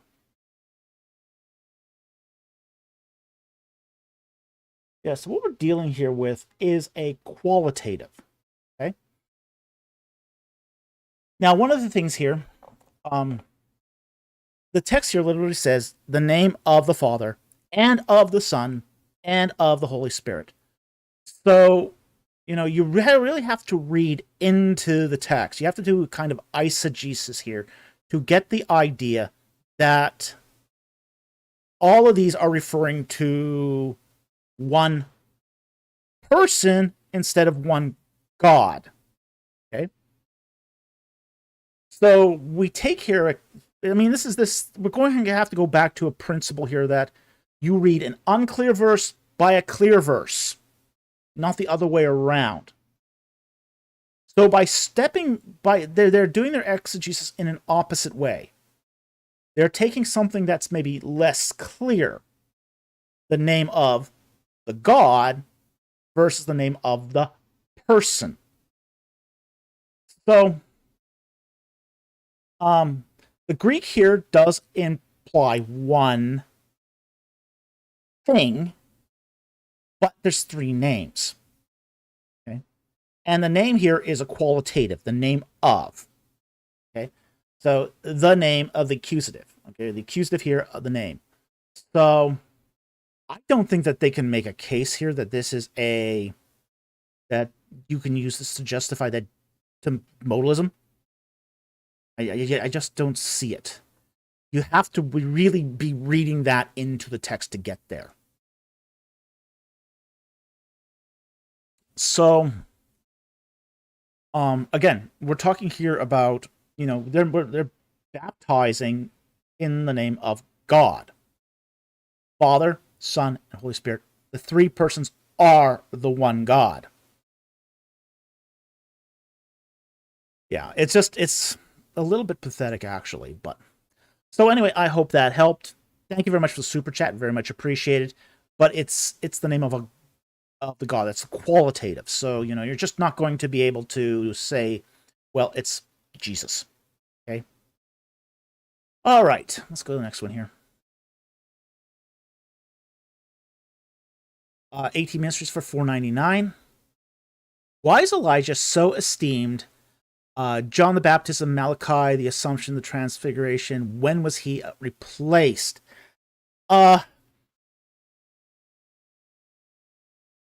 He was esteemed, but he was also esteemed because it was predicted that he would come and herald in the kingdom of God. That's sort of, that's why he's esteemed, because he didn't die.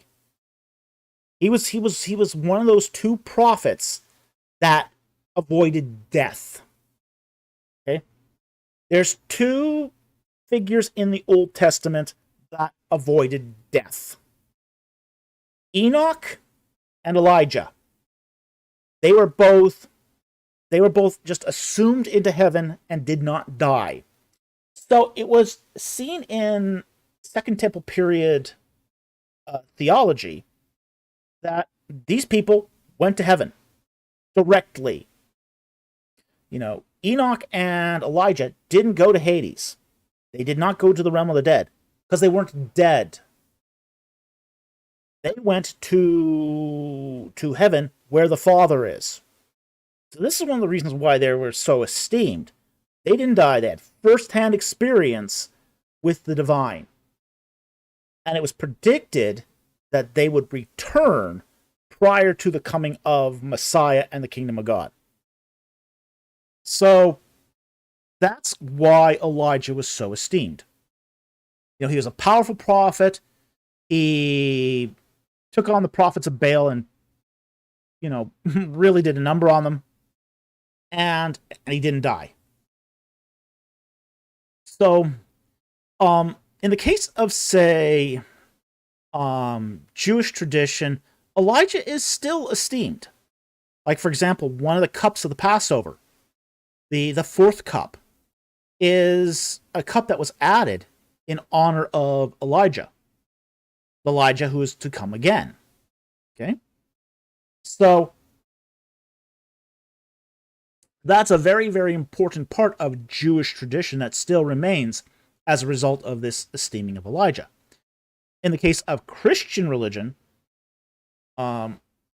he's more of a figurative person in the sense that John the Baptist is a type of Elijah. So Elijah is the archetype, and John the Baptist is the type of Elijah. So in Christian circles, Elijah takes a second seat because of Messiah, because of Jesus. Jesus just supersedes it. Supersedes everything. He is the one we've been waiting for. So you didn't need Elijah so much as a esteemed figure at that point. So, he's not really replaced, but it's also, You also see Elijah being esteemed too when, in Jewish circles too, when, say, Israel is under captivity, or under oppression, or under, say, imperial domination.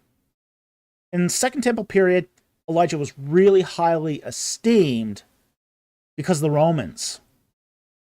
Romans came in, they collected taxes, they didn't care about Jewish things, or Jewish religions. So Elijah was very highly esteemed because it was thought when Elijah comes, the Romans are going to get kicked out. Okay. Times say when the Israelites governed themselves, Elijah was not so esteemed. It was really more of an idea. There was a nationalism kind of component to the veneration of Elijah. So anyway, I hope that helped. Thank you very much for the super chat. Very much appreciated.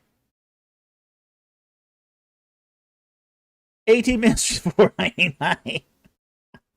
You should make drinking game rules for the last stream, because so many people keep mentioning it. Laugh out loud. Love the stream. It's super fun. Well, I'm actually really enjoying it too. My producer, though, wants me to go full stealth mode next time, though. She wants me to play Assassin's Creed like I would really play it, which would be like as an assassin. So she wants me to be sneaky on the next one. Okay. So...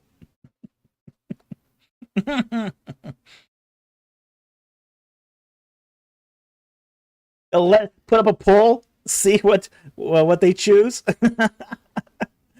As far as the drinking game, as far as the drinking game goes, well, I will let the people in who are watching it come up with rules for a drinking game. Okay. I'm not so much into drinking games myself, but I'm also not adverse to my my esteemed viewers to do such a thing. Okay. Vermin the Trash Rat. We will be responsible. We swear. Oh yeah, I believe you. Uh-huh. Uh-huh.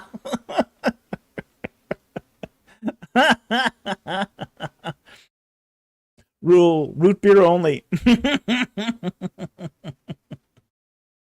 Okay. 18 ministries for $4.99. Thank you for the next super chat.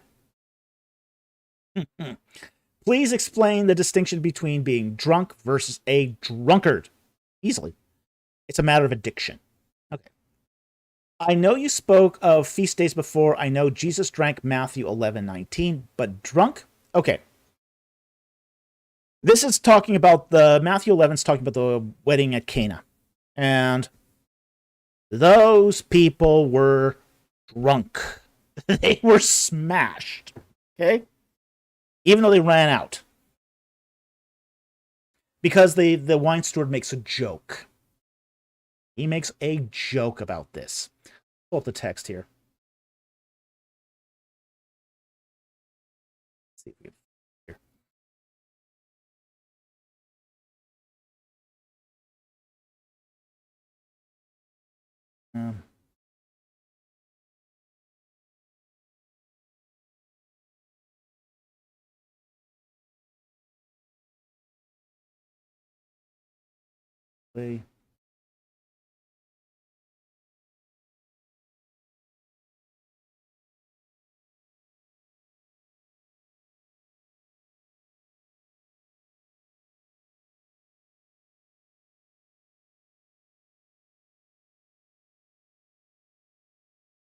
Okay, it's John chapter 2. I see this. So, John chapter 2. On the third day, there was a wedding in Cana of Galilee, and the mother of Jesus was there. Now, let's go to the joke here. Yeah, so verse 9 is where we see this. And the head waiter tasted the water, which had become wine, and did not know where it came from. But the servants who had drawn the water knew, and the head waiter called the bridegroom. And he said, and He's poking him. He's poking the bridegroom here. Quote, every man serves the good wine first. And when men have drunk freely, okay, that which is poor, then that which is poorer. But you have kept the good wine until now. So the MC, the steward here, is poking at the bridegroom, who was terribly prepared for this.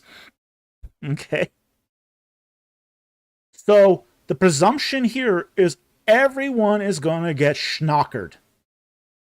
Everyone at this wedding is going to get drunk.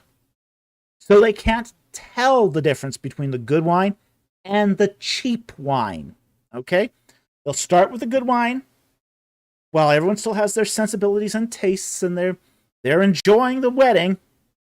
And when they've enjoyed that wedding a little too much, then they get served the cheap plunk.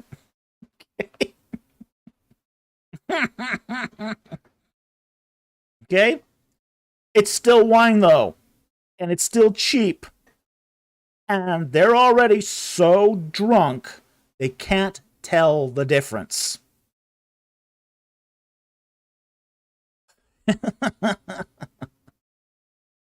Yeah, it's just, I mean, anyone who doesn't think this was wine and these people were drunk, doesn't understand the text, doesn't understand the culture, doesn't understand anything. Darkblade says World Video Bible School uses this as evidence that the judge hadn't had his senses diluted and therefore wasn't drinking alcohol. Oh, they were drinking alcohol. Because that's what that's exactly the point of this joke. Is yeah. Oh yeah. Oh yeah, there's quite a lot of lucid drunks, yeah. Ancient history gamer, but it was grape juice, laugh out loud. Yeah, grape juice doesn't stay grape juice. Not in that heat. Say that.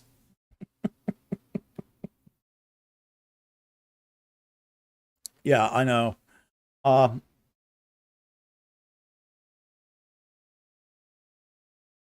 Yeah. Yeah, it's wise to avoid it, but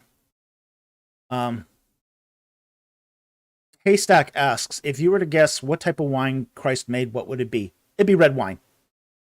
It would be red wine. It would probably be around 10 to 12% ABV. So it was good stuff. It was good stuff. Christ didn't make plunk. But the difference here between being drunk and being a drunkard is a matter of addiction. Okay? There is an expectation at Jewish festivals and feasts that the guests would be, say, inebriated. Okay? If you go to a seder today, a real seder, a real Jewish seder, where they serve wine, okay, at the tables. I'm not talking about the cheap ones, not the cheap ones that are done at your local church, okay? I mean, real, honest to goodness, Jewish seder, okay? Done in the traditional way.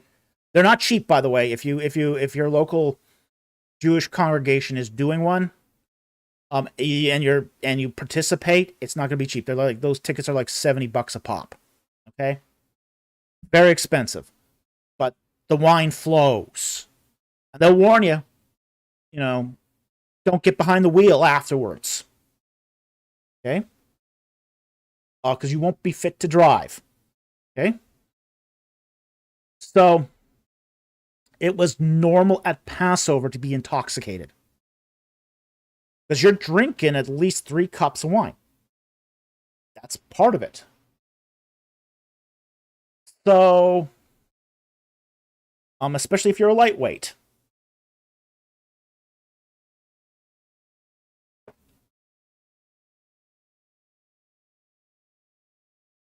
Yeah. Slammer, after 4 cups of wine, you are tipsy. Oh, yeah. And they would drink a lot more than that during a Passover. Okay.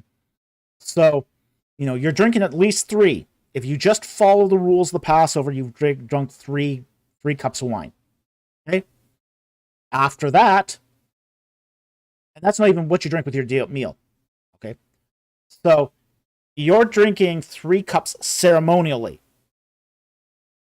So, but you're also, you're drinking 2 before the meal, some during the meal, and then 1 more after. That's the cup of Elijah. That's the final cup. So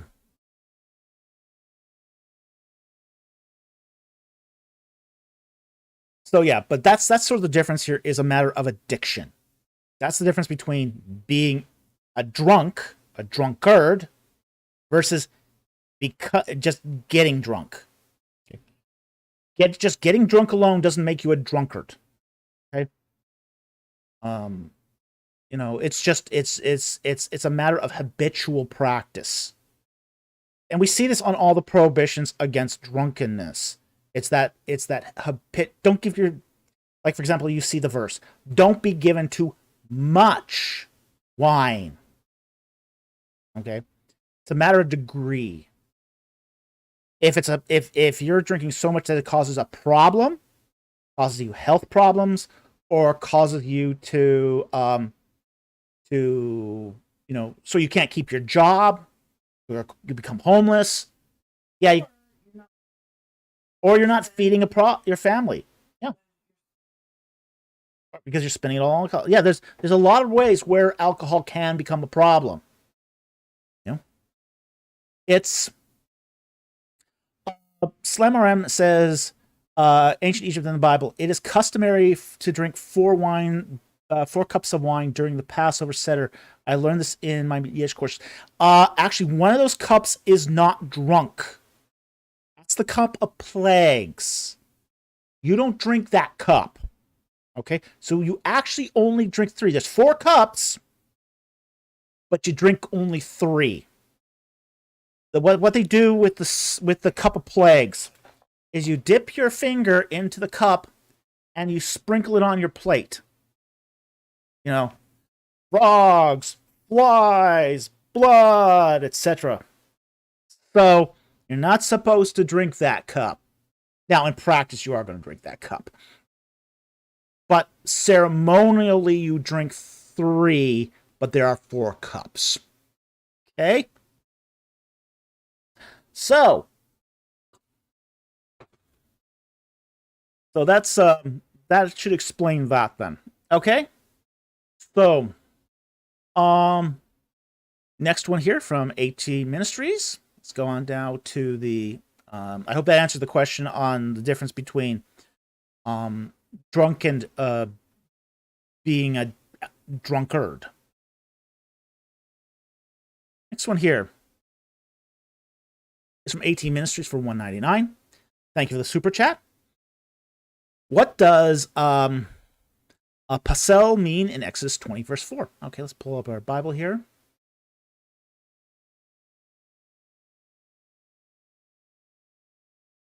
Exodus 20. Camel leopard. What's the difference between being wise and being a wizard?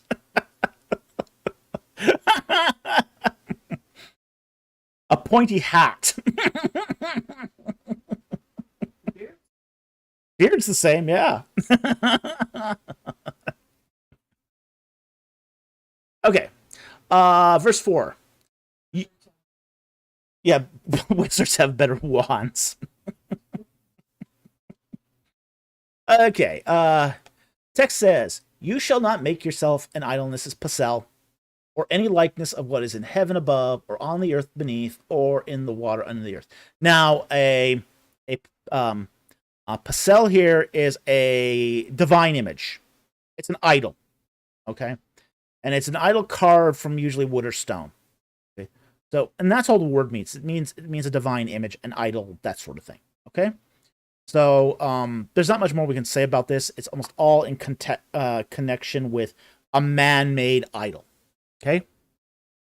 So, Alexis, wizards have longer staffs.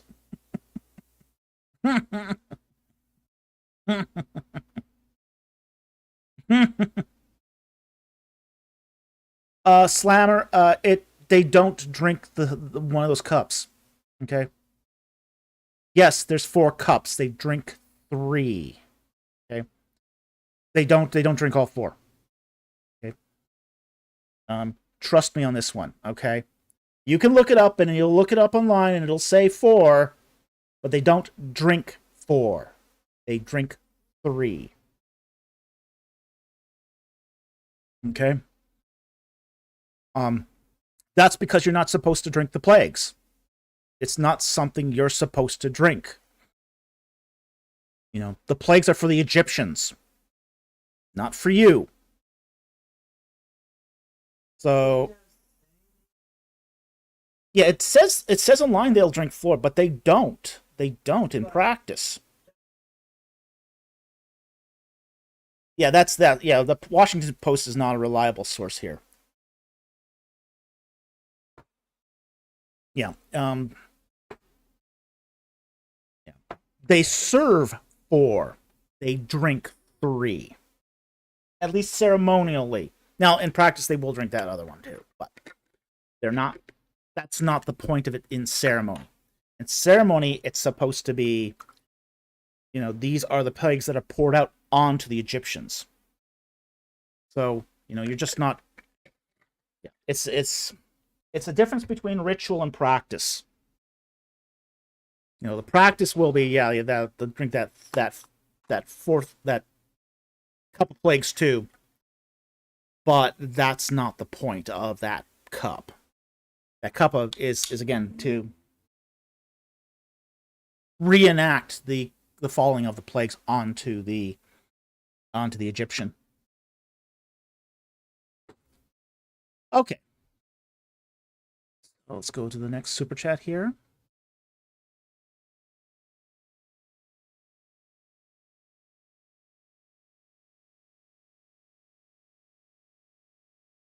We'll take that followed by Matt Scarborough here. So wait, is the cup of undiluted wine in Revelation a reference to that fourth cup? It's a reference to that. I believe it's the second cup. That's the one of the plagues. Okay. The first one's the initiation cup. The second one, I believe, is the plagues. The third cup is the I forget what the third one is exactly. I think that's the redemption cup. And then the fourth cup is the Elijah cup. Okay? But that cup of undiluted wine in Revelation is a reference to that cup of plagues. Okay?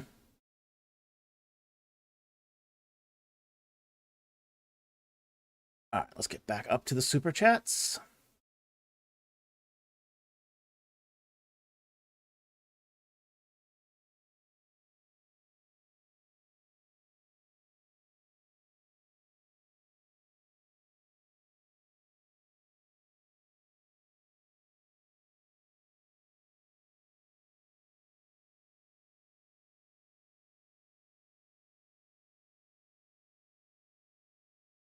We still haven't hit 8 o'clock yet on the super chat, so we might have to step it up a little bit.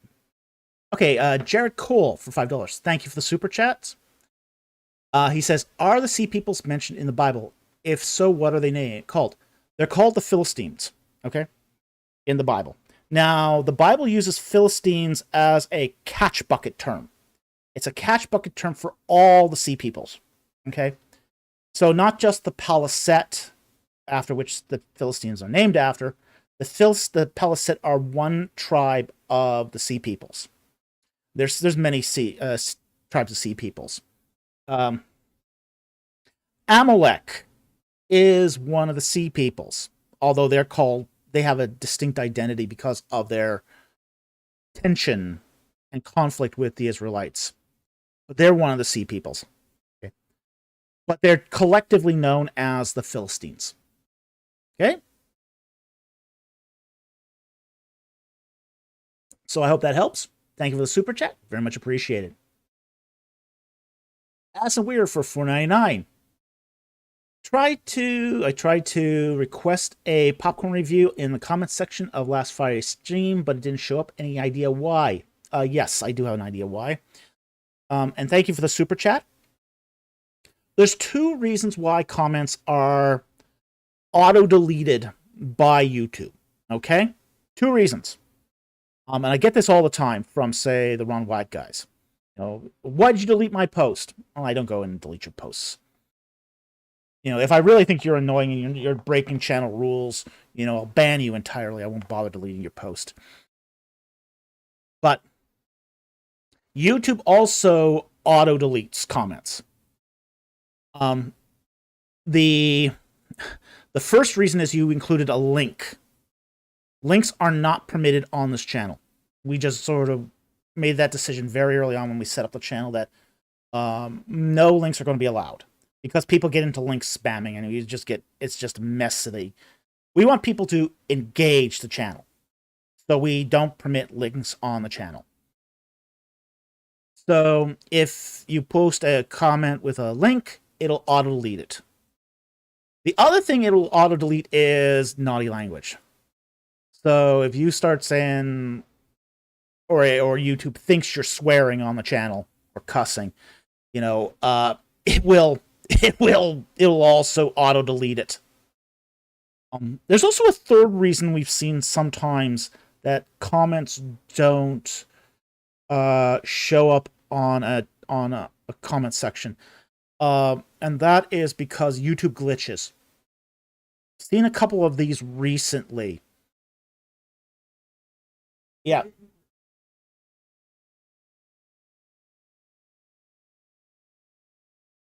Yeah, there was like, for example, on not last Tuesday, but the second Tuesdays of the Assassin's Creed Origin, YouTube was having a lot of technical difficulties that day. And a lot of people posted comments that didn't show up. And that was a YouTube technical glitch. So there's three things that can get your comment auto-deleted. One is the links. Okay, don't do links because it'll get auto-deleted. Two is don't use naughty language. So wash your mouth out with soap, Addison. You know, keep it PG-13. And the third reason is because YouTube just glitches and your comment disappears into the vapor. So that's what's going on here. I hope that helps. Thank you very much for the question. Very much appreciate it. Okay, Aaron Richard for $10. Thank you for the super chat. What is the ancient Near Eastern significance of festivals? Was it about the worship of gods and or the harvest or something else? Okay, usually it is about the worship of gods. Almost all rituals of the ancient Near East focused around the worship of a deity of some kind. Okay, this is just normal ancient Near Eastern festival ritual, as it were. Now, sometimes it was connected to an event, like a harvest. So, for example, like we have the Hittite wheat harvest. Okay, that's in some ways very similar to Passover. But at the same time, too, it's also connected to their deities. We see, like, for example, in, say, the wheat harvest of, the festival of Dagon. You know, he's a wheat deity. He's a wheat god. So his festival is associated with harvest. Okay? But not all festivals. In fact, the vast majority of festivals in the ancient Near East had nothing to do with, say, harvest or events like that. Most of them were just, say, ritual days. Like, for example, in Egypt, there are festival calendars that have dozens of festivals. And this just is basically the ritual life of the temple being sort of recorded on a calendar for perpetuity's sake, for posterity's sake. So it's basically done in connection with the worship of gods. Okay? I'll take that follow-up question from N Black there.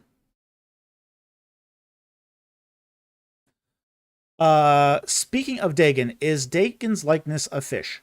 No. Now, this is obsolete scholarship. The word dag in Hebrew means fish. So early scholarship thought that Dagon was a fish deity. Okay? The problem is, what we're dealing with here is not a Semitic word for a deity, but an Indo-European word. Okay? So, because these are Philistines. These are Philistines, and it's an Indo-European language. Dagon is not a fish.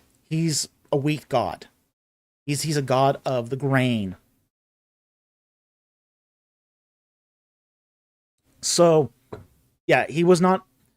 There's just a few people, for example, who still try to connect Dagon with the fish suit image of the Anunnaki. They're not related either. Okay. So the Anunnaki are not related to Dagon. Dagon is not related to fish in any way. It's just, old scholarship. It's just old scholarship. So I hope that answers that question.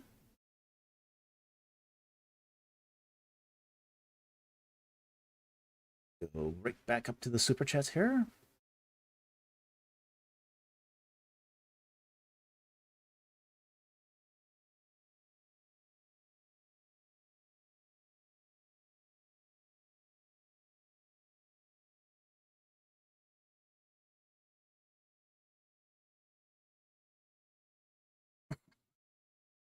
Camel Leopard, but my illustrated children's Bible says otherwise. I'm more inclined to believe the drawing, to be honest. Children's Bibles lie too. Not so much in the text, but certainly the drawings can lie.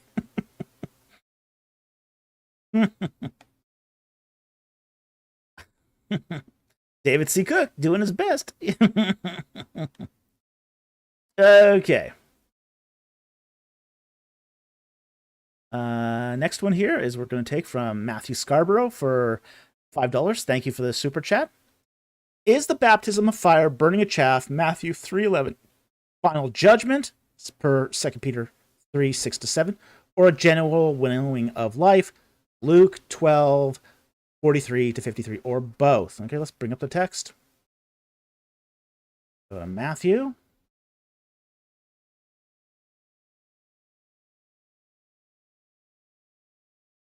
Chapter 3,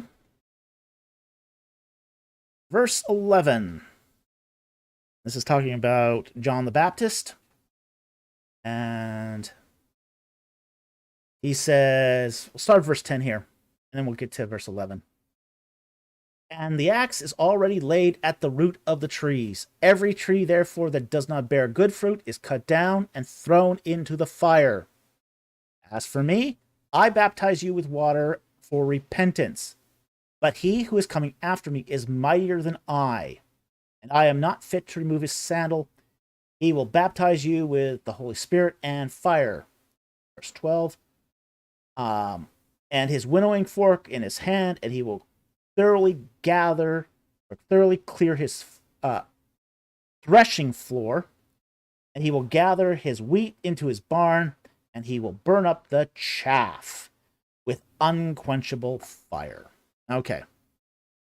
Now, when you see chaff here connected to unquenchable fire, that is almost always an allusion to the final judgment. Whether it's chaff or tares or bad fish, whenever you see that, basically garbage, refuse. When you see refuse connected to unquenchable fire, that's almost always final judgment. So it's not really talking about the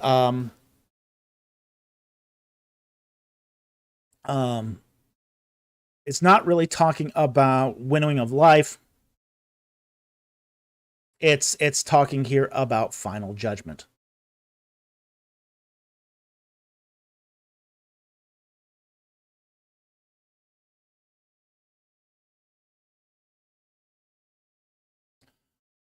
So, anyway, I hope that answers your question. Thank you very much for the super chat. Very much appreciate it.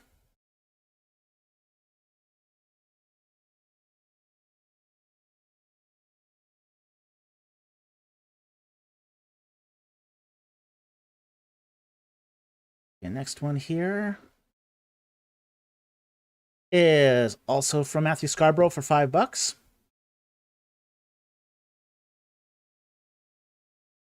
Why did the Pharisees expect only the Messiah, Elijah, or the prophet to baptize if mikvahs were common and done more than just by them? John 1:24. Bring up John 1:24 here.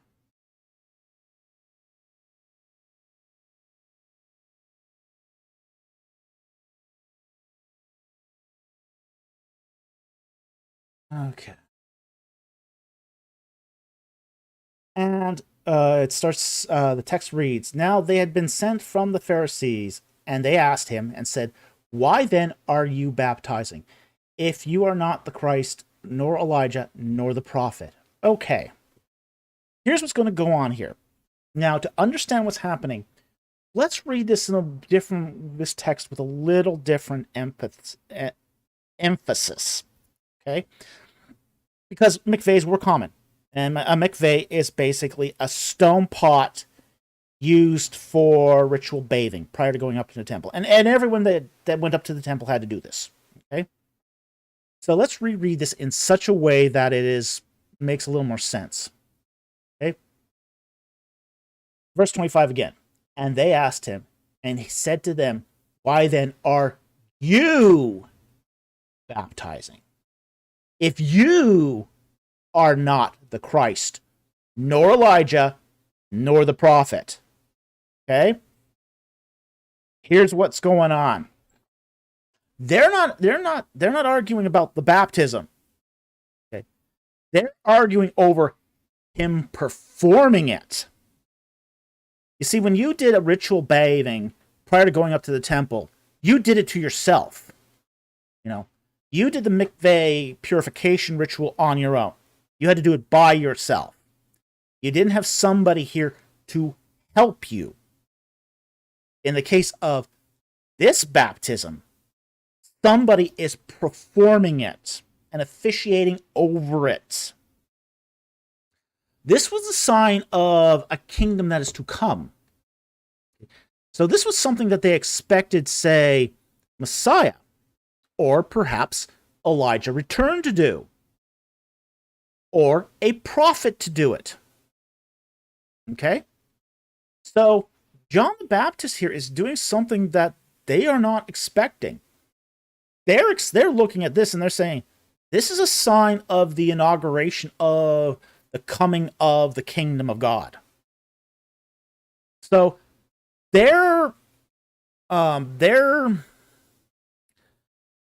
so he's doing something here that's sort of outside the mold, outside sort of the norm for a mikveh. Something that they would expect of the return of, say, Elijah, or the coming of Messiah, or the coming of the kingdom of God. And throw out those nasty Romans. Okay, gotta add that. Throw out those nasty Romans. So, the follow-up question here, he adds, follow-up question was, did people perform mikvahs on their children at the time? It depends. Children that were old enough to do it on their own were expected to do it on their own. Okay? They did perform mikvahs on their children, but again, it was once they're old enough to do it on their own, they're expected to do it on their own. So they did, but it didn't have any, say, important ritual significance. Okay, next question here.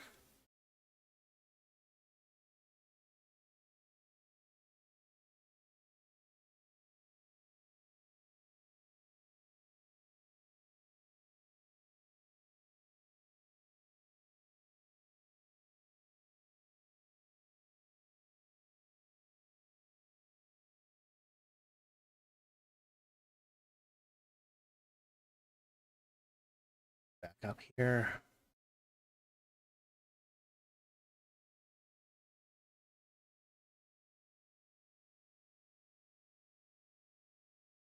Okay, so hope that answers your question. Thank you very much for the super chat. Very much appreciated.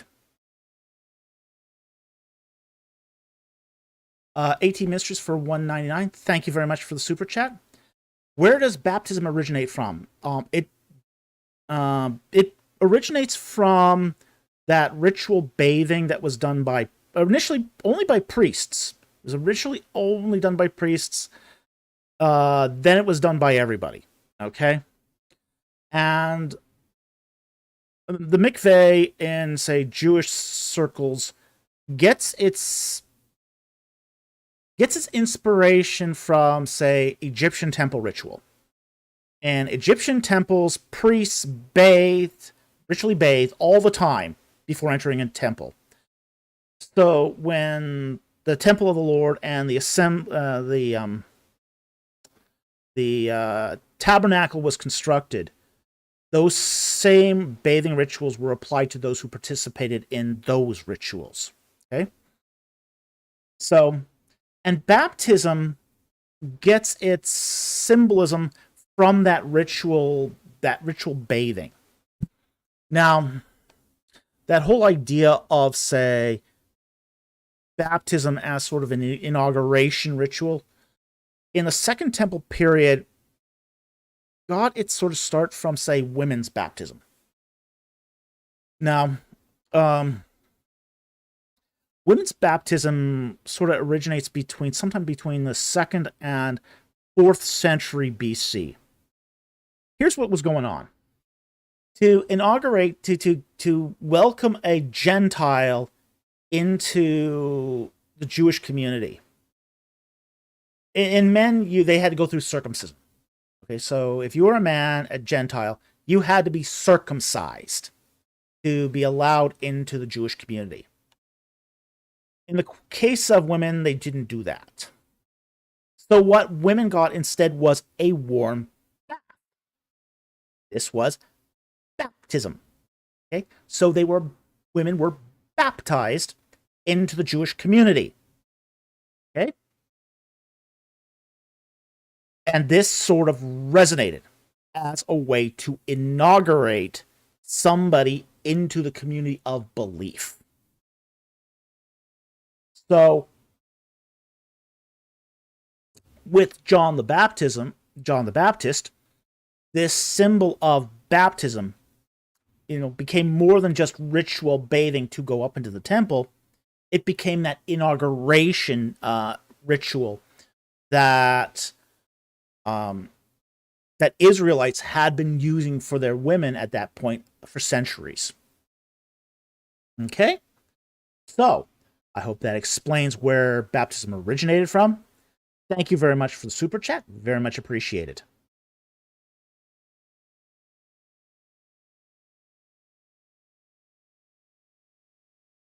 Okay, next one here is from Jack Ray for $5. Thank you for the super chat.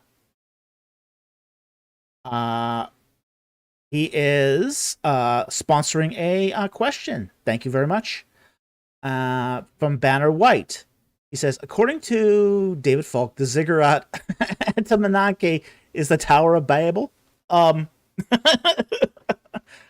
don't know. I don't know which ziggurat is the Tower of Babel. Okay, possible. I think it is a ziggurat. Which ziggurat? Hard to say. Really hard to say. Not all ziggurats have even been excavated. So, there's that too. So, I would have to look into this into more detail before I would make any determination, but all I'm going to say at this point is that I think the Tower of Babel was a ziggurat. Which one? Okay. So thank you for the sponsored question. We really appreciate it, and I hope that helped. Next one here is from QBaby04 Scorch for $1. Thank you for the super sticker here, and I do not see a. He asks, "Is my question in my super chat?" No, it's not, because you don't. For $1, you don't get text. You get that's technically a super sticker. Okay, $1 are not really super chats. Super chats begin at, I think, at the 199 level.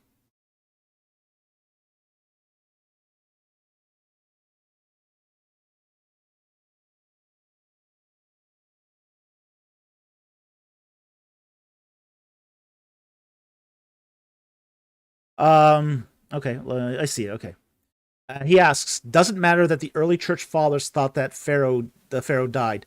No, it doesn't really. Um, the early church fathers honestly didn't get everything right.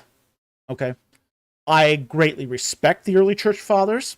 I think they're a really great source for, say, theological formation, historical theology. They're really, really good for as they try to engage some of these bigger theological issues. They didn't get everything right. Not everything they wrote about was gold. Some of it was, well, not so good too. Okay? So the fact that the early church fathers thought that Pharaoh died doesn't really affect things all that much. So, they're not authoritative. They're just not authoritative. So because they are not authoritative, unless, I mean, even churches that hold that the church fathers are authoritative tend to do so in the idea of plurality. So, say, for example, the Eastern Orthodox, they think that the church fathers are authoritative as a plurality. So basically, majority wins. Now, this becomes very dicey, that whole proposition, because you're dealing with so many church fathers. Getting a consensus on any one issue is virtually impossible. And most people have not read the entire scope of early church fathers. I mean, we're talking about hundreds of volumes of writing. At least 500 volumes of early church fathers' writings. So I don't really think it matters that the early church fathers thought that Pharaoh died. But anyway, thank you very much for the question. Really appreciate it. I hope that helped. Okay.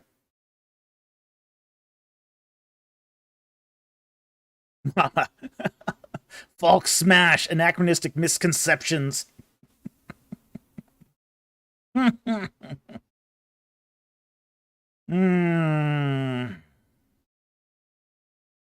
Okay, and Black for $5 asked the question. Somewhat on topic methodology question. Those are great questions. I love methodology questions. How can academics know the meaning of words in languages that are no longer spoken? Okay, great question. This is the study of lexicography. I love lexicography. Much of my PhD was done on lexicography. Lexicographers are people who study the meaning of words in ancient languages. Okay? Camel Leopard, use Google. No, not quite. Okay. But this is how the study of lexicography works. Is you find the word you're studying in a large variety of texts. Okay? So you're going to start off with your word and what it means in the context to its texts. Okay? Context will tell you somewhat of the meaning. And then you start looking at as many texts as you can that have that word.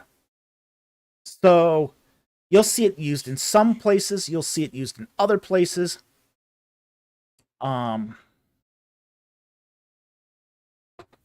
Like, for example, there is a word that I encountered in my studies called secha. Now, that word can mean to drag, but it can also and sometimes means to carry. Like, for example, we see a scene where, geese are setched in.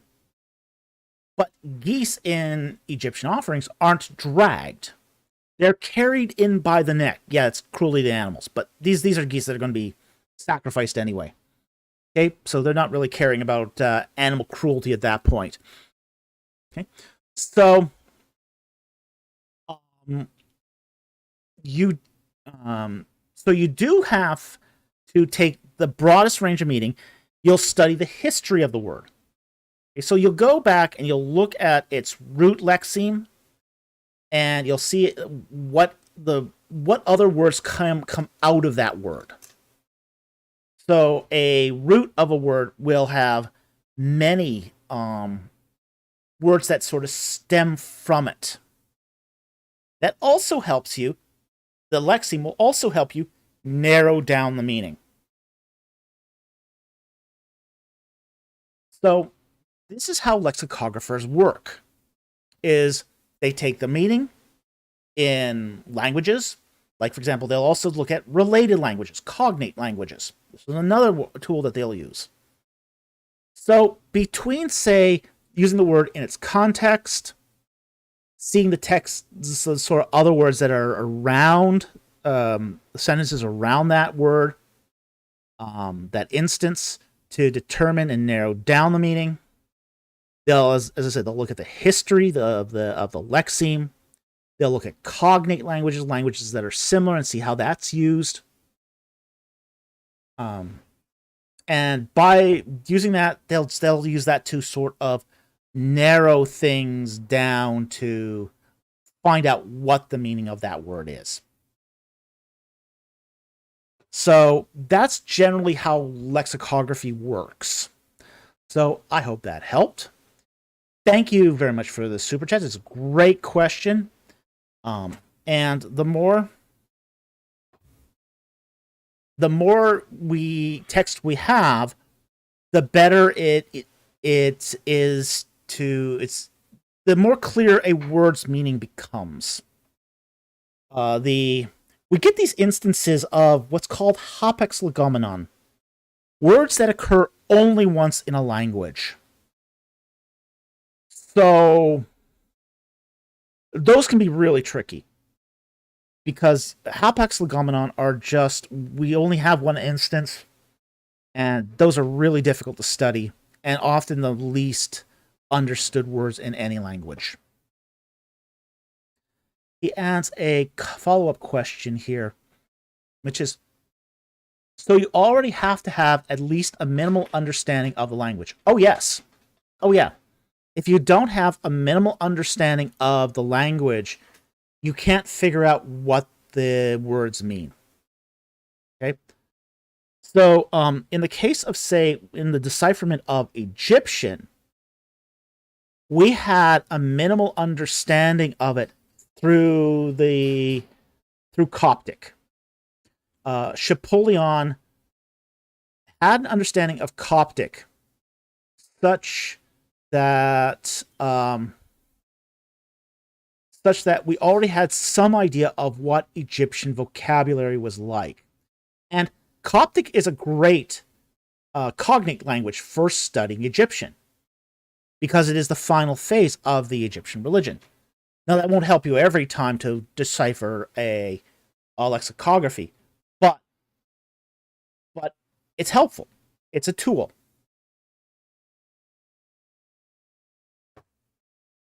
So you do need a minimal understanding of the language. This is why I say, even if you have, say, a bilingual text, it doesn't always help you to decipher the language. Some languages are very, very difficult to decipher because we just don't have enough base language information. Okay, so I hope that helps. Thank you for the super chat. Very much appreciated.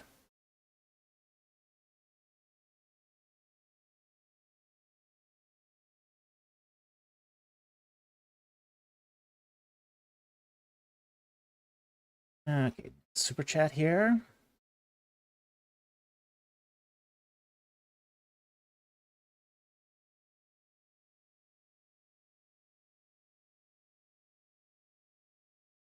is from way back.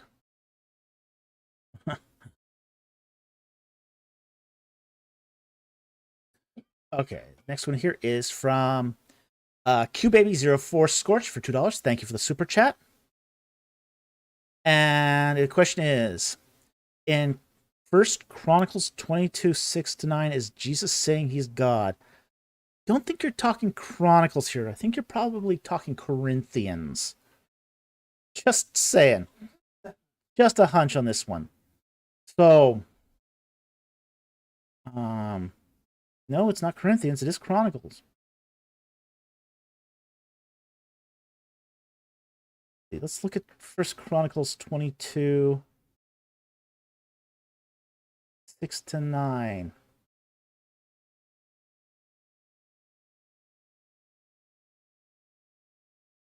I'm not sure what you're asking here. Jesus, what does Jesus have to do with this passage? You might have to explain that a little. Verse 6, then he called for his son Solomon and charged him to build a house for the Lord of God of Israel. And David said to Solomon, my son, I had intended to build a house to the name of the Lord my God. But the word of the Lord came to me, saying, you have shed much blood and have waged great wars. You shall not build a house in my name, because you have shed so much blood on the earth before me. Behold, a son shall be born to you. Okay. I think he's asking if verse 9 is talking about Jesus. But the son shall be born to you who shall be a man of rest, and I will give him rest from his enemies on every side. His name shall be Solomon, and I'll give him peace and quiet in Israel in his day. It's not saying, this is not exactly a reference to Jesus per se. It is a reference to Solomon. So, and the construction of that temple. So I'm not really sure what you're driving at with the question here. You might need to clarify that somewhat. All right. Sorry about that. Anyway, thank you for the super chat. We appreciate it. Can't give you more than that, I don't think, though. Okay. AT Ministries for $1.99. Thank you very much for the super chat. How do Christian laymen publish scholarly papers? Oh boy, same way everybody else does. Peer review. Okay. You find a journal you want to publish in, that's publishing on the subject you want to publish in, and you read a lot of journals to make sure of that, from that journal, to make sure that your paper is a good fit for that journal, and then you submit it through the peer review process. Every journal will give you at the beginning a author's guidelines, a submissions guidelines,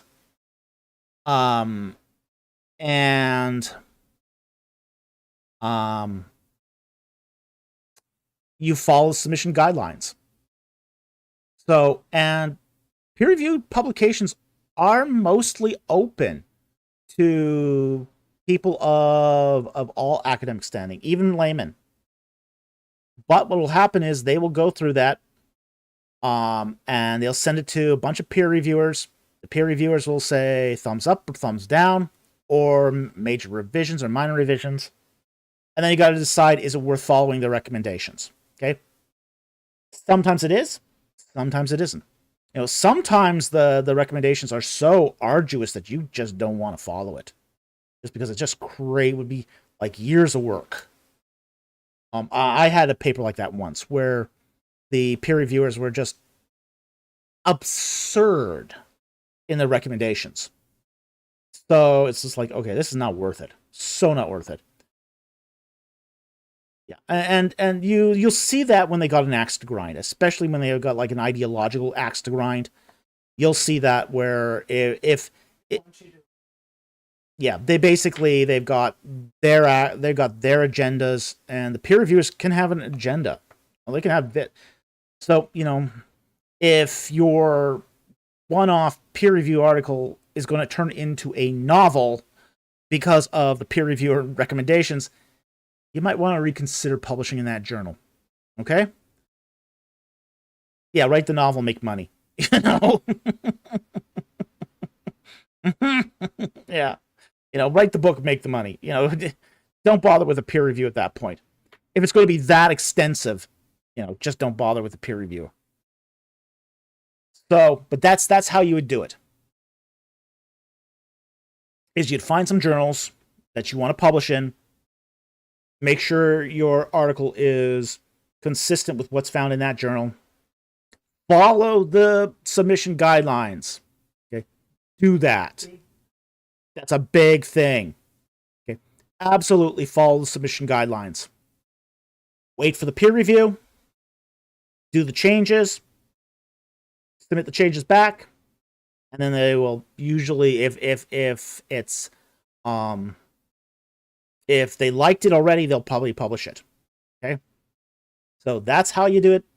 Scholarly public papers. All right. So same old boring way as everyone else does them. All right. Oh yeah, put your ego. Yeah, my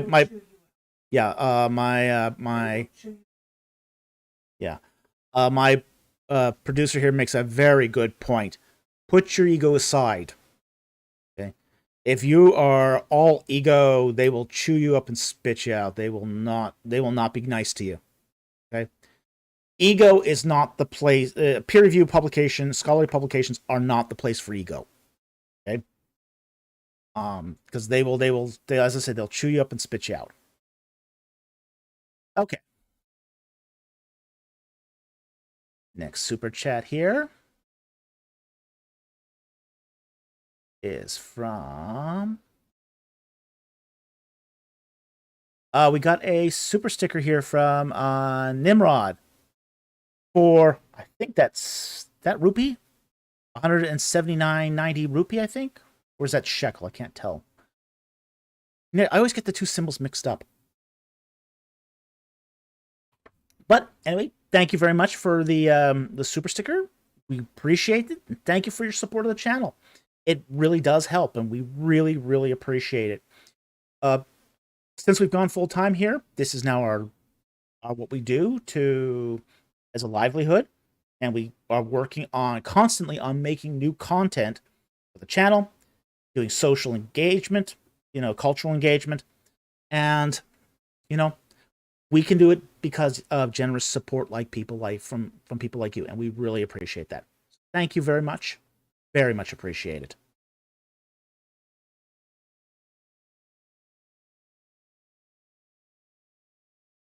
Okay.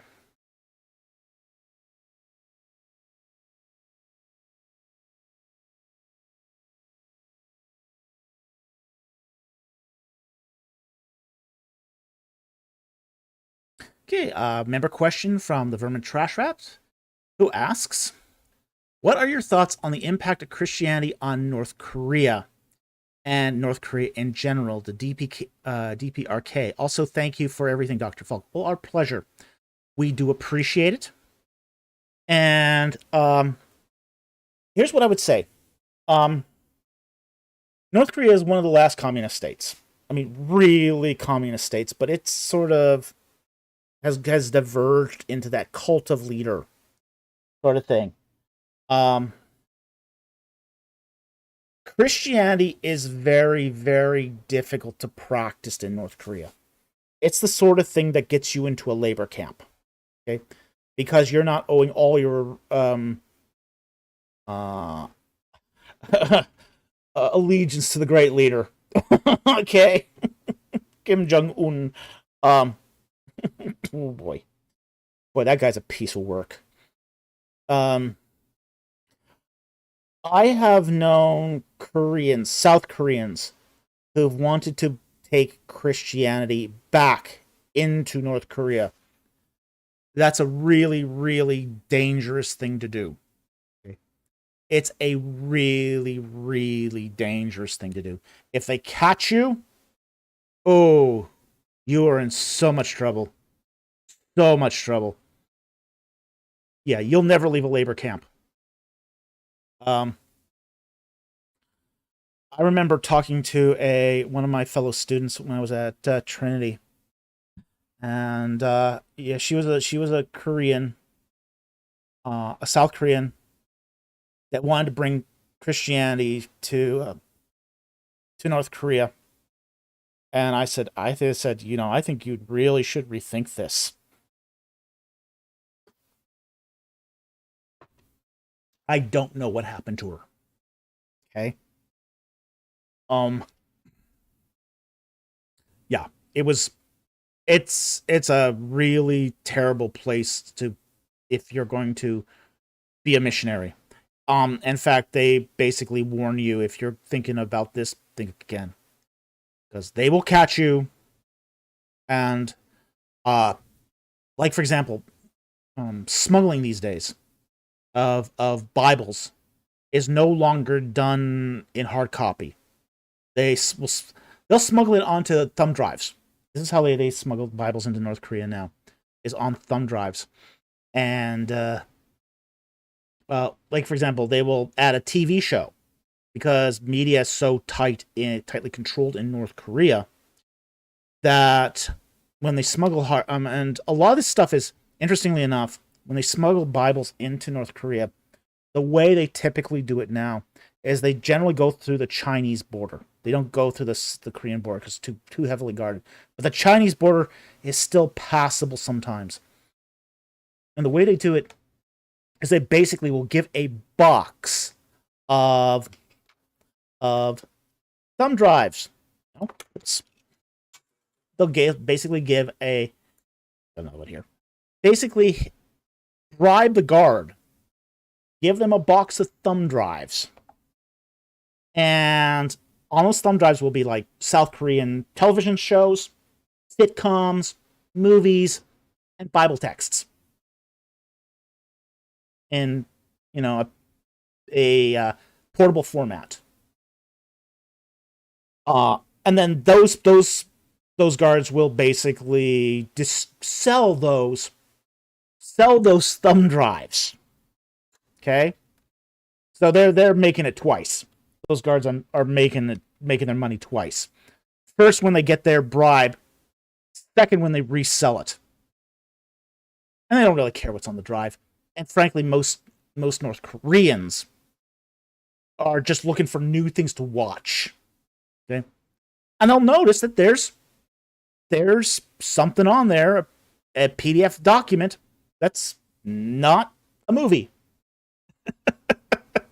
Okay.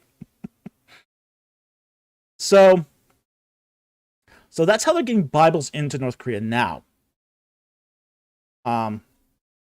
So we are starting to see a very, very small house church movement in North Korea, but it's really on the QT. They keep that stuff hush hush. Nobody knows who their pastors are. It's all anonymized. I mean, it's because you are living in the worst of authoritarian states here. So, but it's also interesting too that where we're seeing, say, Christianity grow most in North Korea is actually in the bureaucracy. I think this is really interesting right there. You're not seeing it so much amongst the lay people, basically the poor people. You're seeing it in what qualifies as the middle class, okay? Because the bureaucracy has computers at their work. And they're not great computers, but they're computers. And they have the electricity to run the computers. We have to remember, this is a society that doesn't have a reliable electrical grid. They have to run their stoplights on a cycle. So street lights are run on a cycle. So, they have humans that will go out and direct traffic when the stoplights aren't working because of lack of electricity.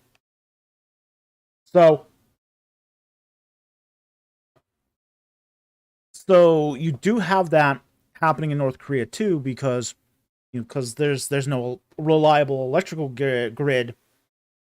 There's not enough electrical energy power to run the country.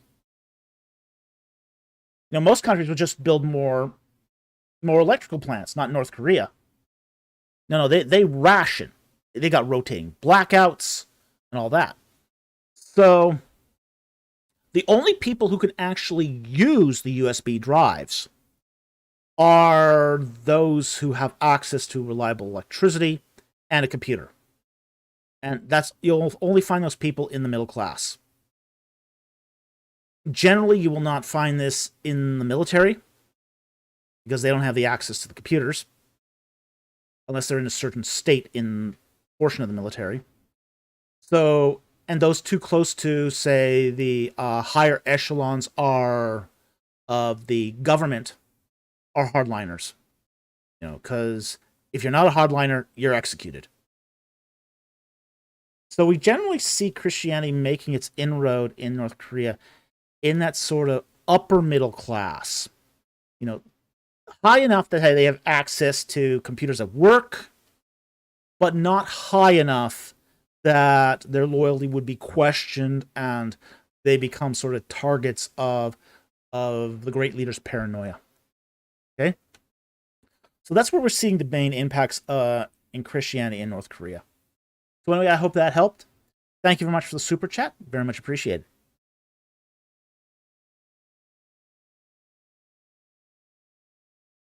Juan for $2. Thank you very much for the super chat. How much money we got to raise for an Exodus excavation? Well, I think what was Jim's? Jim got $1 million to do his excavation at Tel El Borg.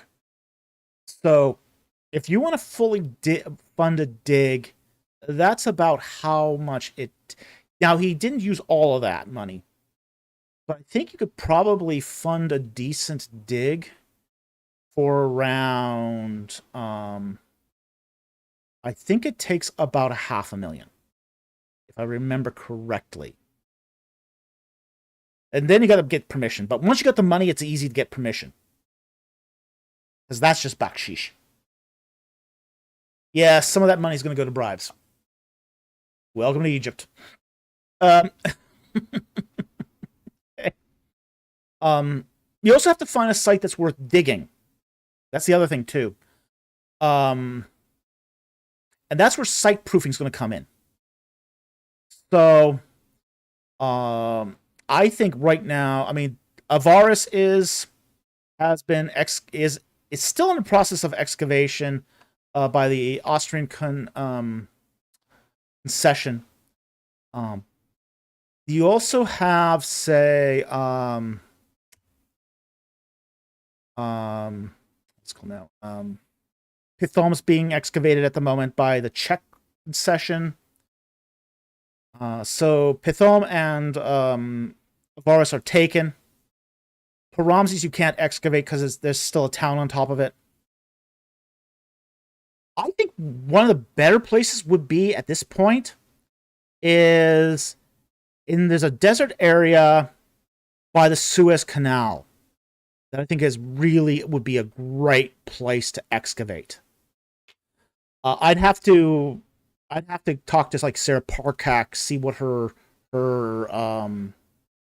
satellite telemetry would reveal in that region. But I think that would be a great place to do an excavation if we had the funding. We'd also need an institution. That's the other thing too. Is I couldn't just lead an excavation on my own. I would need institutional support because they are getting a lot stricter on the licenses these days. So I would need institutional support, which means that I'd have to be basically a research millionaire at an institution already. So unfortunately for me to do an excavation, I would need more than just that $500,000. I would need to have a chair somewhere and be connected to an institution. Whether that's a seminary, it doesn't really matter. But I would need that institutional support just to be able to put that on the application. So, Camel Leopard asks, follow-up, what about ABR? We'll take up the follow-ups here because I think they're interesting here. ABR works through other third parties. Okay, so this is what ABR does. ABR, the way they get involved with digs is they work through a third party. Okay, so what they will do is they will talk to basically an archaeologist who has a dig already going. And basically they'll say to them, hey, you need some labor? We can give you labor. And we can even probably generate a little money for you. So basically the volunteers that work for ABR, they're paying ABR a huge amount of cash to do digs. And they split that cash between themselves and the dig. Okay, this is how they do their keep. This is why ABR has such deep pockets, is because of the people who are digging for them. Now the dig, they're affiliated. They've got a guy running that dig that's affiliated with a university or a college already. So ABR doesn't have to get that affiliation support. Now, in Egypt, you can't do that because you can't charge the diggers a fee. It's illegal. So ABR can't operate in Egypt. So you have to get the money first. You have to get the money first for Egypt.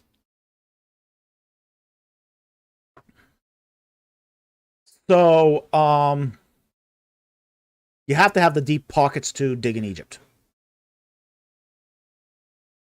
One asks here, I don't understand why there hasn't been huge funding or institutions among biblical maximalist Christians and apologists.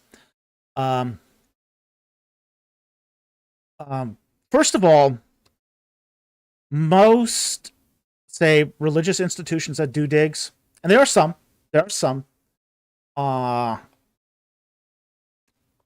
most of them don't see the value of Egypt. Okay? Even for something like the Exodus, they don't see the value. They do digs in Israel. Second of all, that whole you can't charge a fee for a dig is a showstopper for a lot of, say, religious institutions. Okay? Again, but then again, too, this is why the Egyptians have this in place. Because they want you to hire native Egyptians to work. It's a big work program for the Egyptians. So if you want to dig in Egypt, you have to get the make work. You have to hire your locals. You can bring in outsiders. You can bring in like grad students and people who are experts in the field, and you have to write they have to fill out paperwork and say what their qualifications are.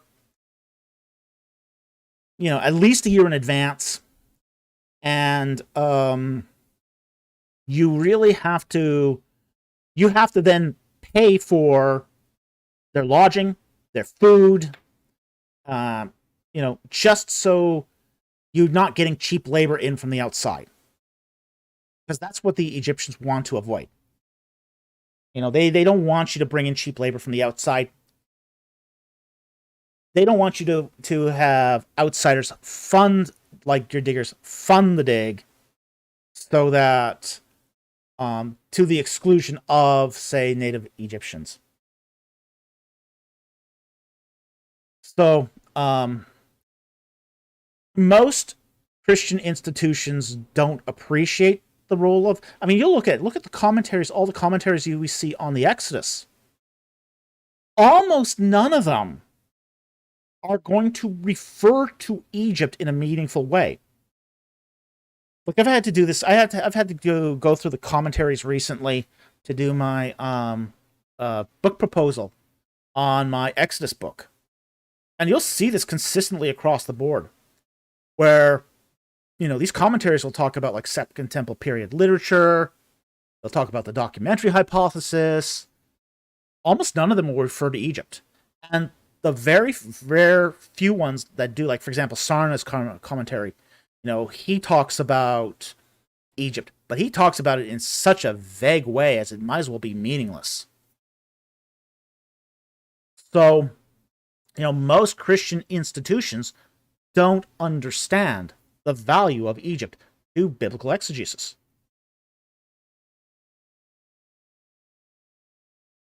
Well, yeah, I mean, it is a problem. Yeah, it is a problem for Old Testament scholars to sort of wrap their head around, because there's so much material in Egypt. There is so much geography and history involved. Also, it comes down a lot to training as well. Most seminaries do not have an Egyptologist on staff. In fact, it's rare to find an Egyptologist on staff at a seminary. Really, really, really rare. I mean, first of all, there isn't a lot of Egyptologists to begin with. Second of all, they tend to choose, say, Assyriologists over Egyptologists. And some of that is because it's a lot of Old Testament people have had some training in Assyriology. And a reason why is because Assyriologists use Semitic languages. So you do see that more often, where you get that sort of cognate training in Assyriology amongst Old Testament scholars. It's more relatable. It's easier to assimilate into their training. So you'll see a lot more Assyriologists at seminaries than you will Egyptologists. And it's just one of those things that, because they don't understand the importance to the field, to understanding the Exodus, you just, they won't fund it. They won't fund it. And frankly, most seminaries have shallow pockets anyway, so they're not going to fund a dig at all. So it comes down to, say, basically the professor to have it funded from the outside. Juan says here, now that I think about it, after my time studying the Hebrew Bible, I know little of Egyptology. You would think Christians would know a lot, considering the Jews were allegedly there for 400 plus years. Well, you see, they were there for no more than 350 years. But again, these are not people who are doing Egyptology. So there's little dissemination or cross-fertilization of the cognate study with biblical exegesis. Darklight says, well, Egyptian is genetically related to Semitic. Both are part of the Afro-Asiatic family. Yes, they are. Both part of the Afro-Asiatic family, but the languages are sufficiently different that it's not easy. I mean, once you learn Hebrew, picking up other Semitic languages is relatively straightforward. You're basically, for example, in Aramaic, it's a Semitic language. It's relatively easy to pick up Aramaic once you know Hebrew. It's relatively easy to pick up Ugaritic. It's also a Semitic language. Structure similar, the grammar is similar. So it's relatively easy to pick that up. Akkadian's a very difficult language. A very difficult language. But the vocabulary is very similar to Hebrew, because you're talking about the difference between a East Semitic language and a West Semitic language. Okay? In the case of, say, Egyptian, it has a few Semiticisms, but it's not very related. It's very different. The grammar's different, the syntax is different, the diction is different. And the letter system, the actual alphabet, as it were, the writing system is very, very different. In the case of, say, East Semitic languages and say Semitic languages, even those that use, say, cuneiform, like Ugaritic. Well, Ugaritic uses alphabetic cuneiform. Okay, so there's an easy trajectory here for a Semitic scholar. It's only a small leap to learn alphabetic cuneiform. It's not that much different as far as letters from, say, Paleo-Hebrew. It's essentially the same phonemes, just a different character. Akkadian's difficult because you have so many cuneiform letters. Okay, but the grammar, once you understand the cuneiform letters, is pretty Semitic. It's pretty straightforward. So it's a lot easier for a Semitic scholar, an Old Testament scholar, to assimilate this. That's not true of Egyptian. I mean, you can't look at Egyptian and go, oh yeah, it's all alphabetic. Doesn't work that way. You got in Egyptian several kinds of letters. You got letters with a single phoneme. You've got letters with 2 phonemes. You got letters with 3. And they're not always the same phonemes. And then you've got characters that represent whole words. Okay?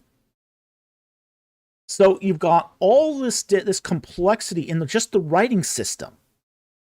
And so you're going to have... It's a really difficult thing for Semitic scholars to really deal with. So that's another reason why you're just not going to find it in, say, seminaries.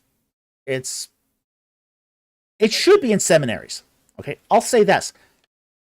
It should be in seminaries. Egyptology should be a part of every Old Testament department.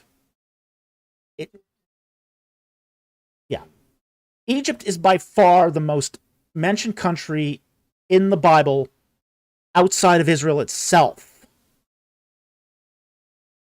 It's mentioned over 500 times in the Bible. Yeah. So, Egypt is interacting with Israel's history from beginning to end. Yeah, Jesus does time in Israel, or in Egypt. He does time in Egypt. Abraham. We find it Abraham interacting with Egypt. Jacob interacts with Egypt. Joseph interacts with Egypt. Rehoboam interacts with Egypt. Just before the exile, the kingdom of Judah is interacting again with Egypt. And then you get the whole, back and forth between the Seleucids and the Ptolemies during the intertestamental period. So, it's part and parcel to the history of Israel and its cultural borrowings. You look at the Hezekiah seal. What do you see on the Hezekiah's, ring signet? You see a Wadjet symbol, a winged solar disk holding 2 ankhs. It's part of the religious symbolism of Israel. So, these are things that I think are really important for biblical exegesis and biblical understanding. But just getting the seminaries and Christian institutions to work with it. Oh, yeah. Yeah, well, and my producer points out, too, a big problem is the fact that you got people inside of Christianity who are giving explanations that are bogus. And, it doesn't help. Yeah.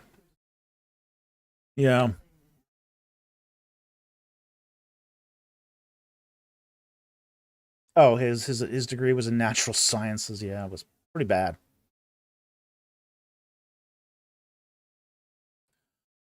Okay, let's get back to the super chats here.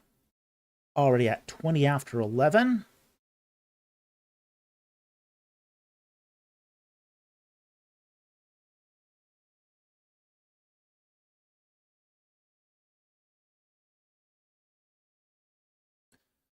Okay.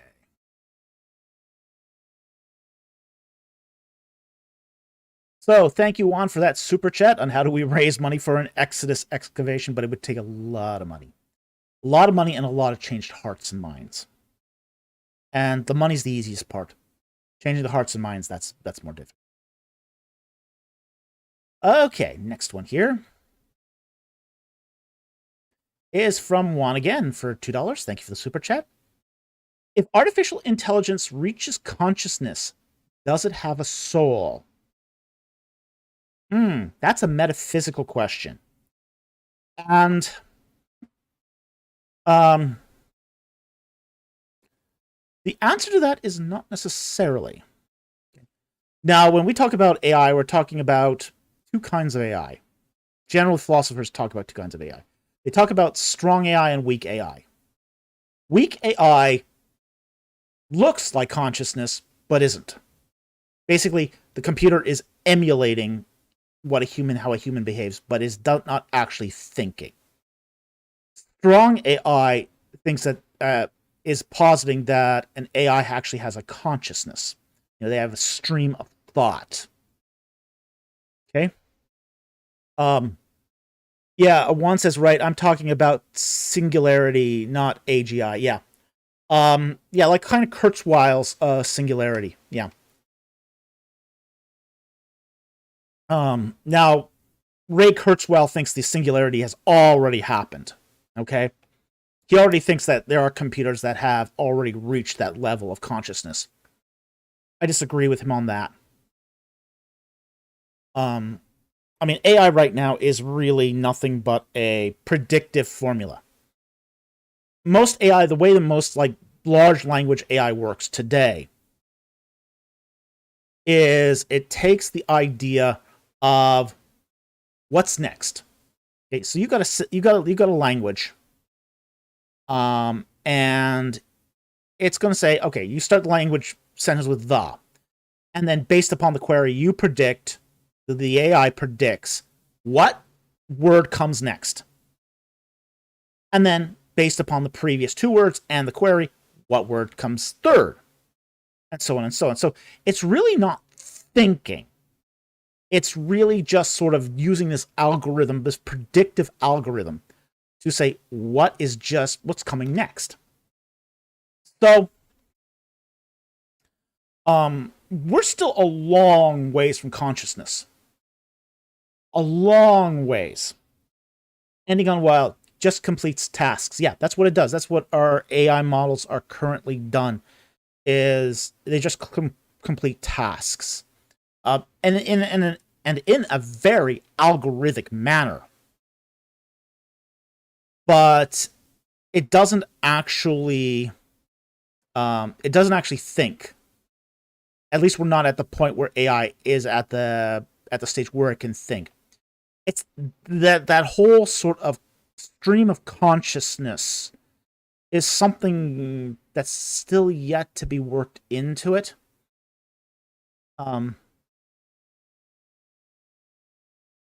Now, once it does have a stream of consciousness, that whether or not it has a soul at that point is really an open question. Because at that point you're dealing with a complex system. So let's say you've got that stream of consciousness worked into a big predictive model. Okay.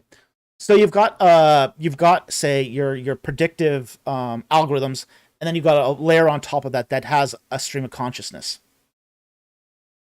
Does that complex system, that's a uncollapsed wave form, is that then a soul? Possible. It's possible. Not assured, though. And there's no way of testing it. Because to test it, you need to collapse the waveform. And once you collapse the waveform, it's no longer conscious. It's very Heisenbergian.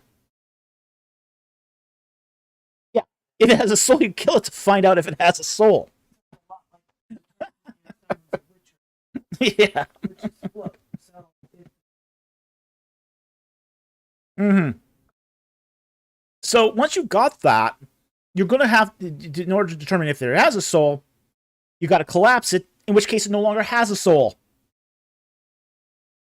So to determine if it has a soul, you've got to kill it, to collapse the waveform, to see if it has a soul, in which case it's now no longer a soul. So it's a complicated problem. It's a really complicated problem. Yeah, it's a really screwed up Schrodinger's cat. I mean, it really is. So, so,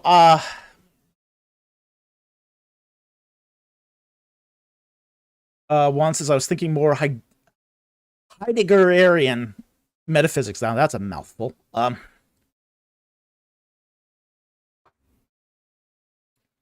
Yeah, so, I'm not well read on Heidegger, so I can't comment on that. But that's where I would say if there is a soul here, to find out if it has a soul, you basically have to kill the machine. And if you kill the machine, you collapse the waveform, in which case you've lost the soul.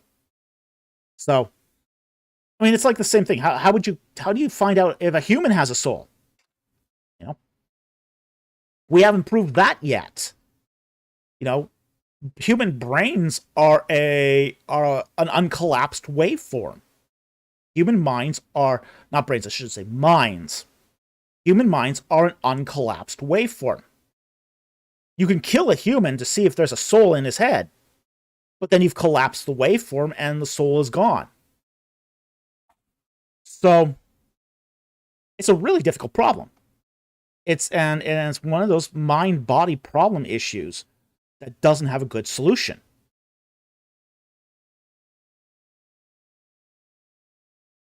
Okay. So anyway, moving on. It's a very interesting problem. It's a very interesting issue.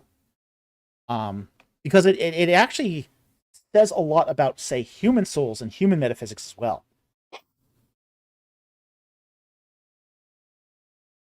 So in that respect, I think it's a very interesting problem.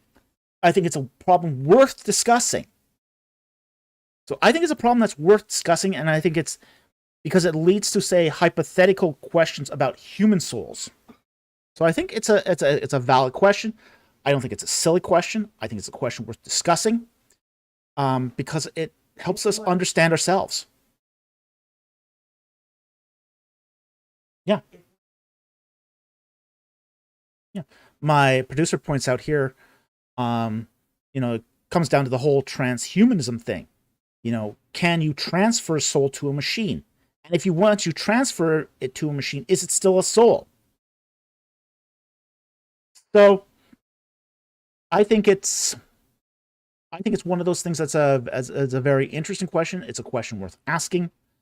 And it's, I wrote a paper for a bioethics class, where we talked, and this was a bioethics class that was unfortunately taught by a physician.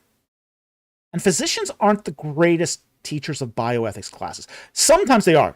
Okay, when it talks about medical ethics, oh yeah, absolutely, physicians are great at teaching, say, medical ethics. But they're not so great when it comes to the more speculative aspects of bioethics. Like transhumanism. They don't have a mind, like, for example, there's like Ray Kurzweil, thinks that you can upload a soul, a mind. For him, soul and mind are the same thing. Kurzweil thinks you can upload it to a machine and, live forever by just replacing the parts of the machine. And this is something that's actually actively discussed in bioethics, okay? And this is part of the humanity plus transhumanism kind of vein of bioethics. Guys like De Grey are very big on this. Now, De Grey doesn't think that you can upload your mind to a machine, but he thinks you can keep replacing human parts and live forever that way. Okay? But, I had mentioned this in a paper once, and the physician, who was teaching the class goes, oh, rewrites on, oh, that's just silly. That'll never happen. Doesn't matter if it's silly because it's being discussed. And it has implications. The discussion itself has implications and raises philosophical questions. Some people just can't sort of wrap their head around that. So I think this is an important question. I think this is an interesting question. Yes, it gets into the realm of the speculative, but sometimes humans have to raise speculative questions to entertain higher notions. Oh yeah, my producer's right here that there is. She says that there's large departments at universities devoted to this issue because it is an issue that's coming to a desktop near you. So, interesting question. Thank you for this question. This is a great question. I love this question. Okay, so let's move on. Mama here sponsors a question for $10. Thank you very much for the super chat. And the bottom line question is, how is forgiveness supposed to be a good thing from a Christian point of view when we are only human? How are we supposed to forgive unrepentant people who can reharm and offer them second chances? Okay. There's two kinds of forgiveness here. And I think that's one of the things we do need to talk about when we talk about, say, forgiveness. Two kinds of forgiveness. The first kind of forgiveness is the one where somebody comes and apologizes. And they're repentant, or they mean to be repentant even if they're not. And they're trying to repent even if they can't and don't. And we are to forgive in that case. No, because God forgave us first. Okay? Even if they can reharm you. Okay. Now, there is a wisdom aspect to this too, where if it's somebody who's going to harm you, you can forgive without giving them the opportunity to harm you again. So wisdom does play a role in this whole forgiveness thing. So we got to be clear about that. So now the other kind of forgiveness is one where you let go. You forgive even if the person's not repentant. To let go and give it up to God. So we have to make sure that when we're talking here about the right kind of forgiveness, there's two kinds of forgiveness. Both are biblical. Both are part of the gospel. And in the case of, say, a penitent who is wanting forgiveness, we forgive because God forgave us first. Christ goes into this when say they come up and ask him, a brother comes and wants forgiveness, and he sins again, comes again, sins again. Do we forgive him if he sins the seventh time? And Christ goes, you forgive him 70 times 7. Now, that 70 times 7 is symbolically important. Okay? It's the amount of years that Israel did not celebrate the Jubilee and broke God's laws. It means eternity. How many times do you forgive your brother? Forever. As God forgave Israel. Hey, see truth, long time no see.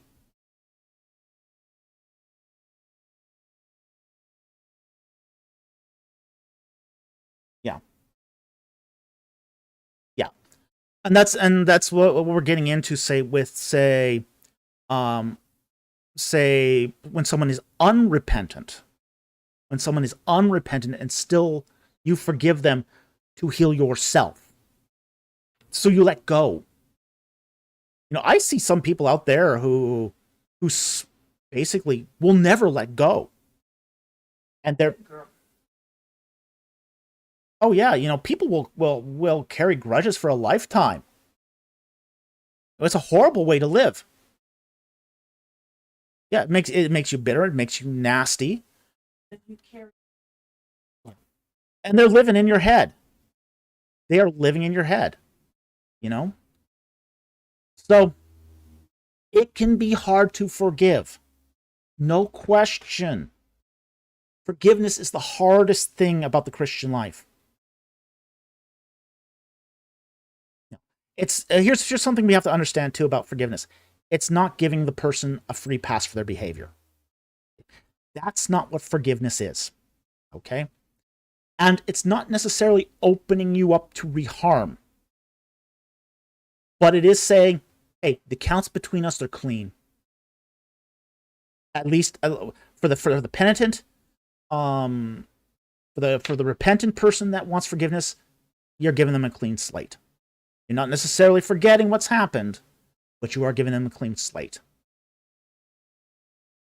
But in the case of, say, somebody who is unrepentant, that's saying, I'm not going to hold this against you because I don't want to carry that with me. Haystack says it places justice in the Lord's hands. Exactly. Yeah. It's, you know, the Lord says, vengeance is mine. You're not going to take revenge. That's not the Christian way. It leaves justice and mercy in God's hands, and he will see fit. You know?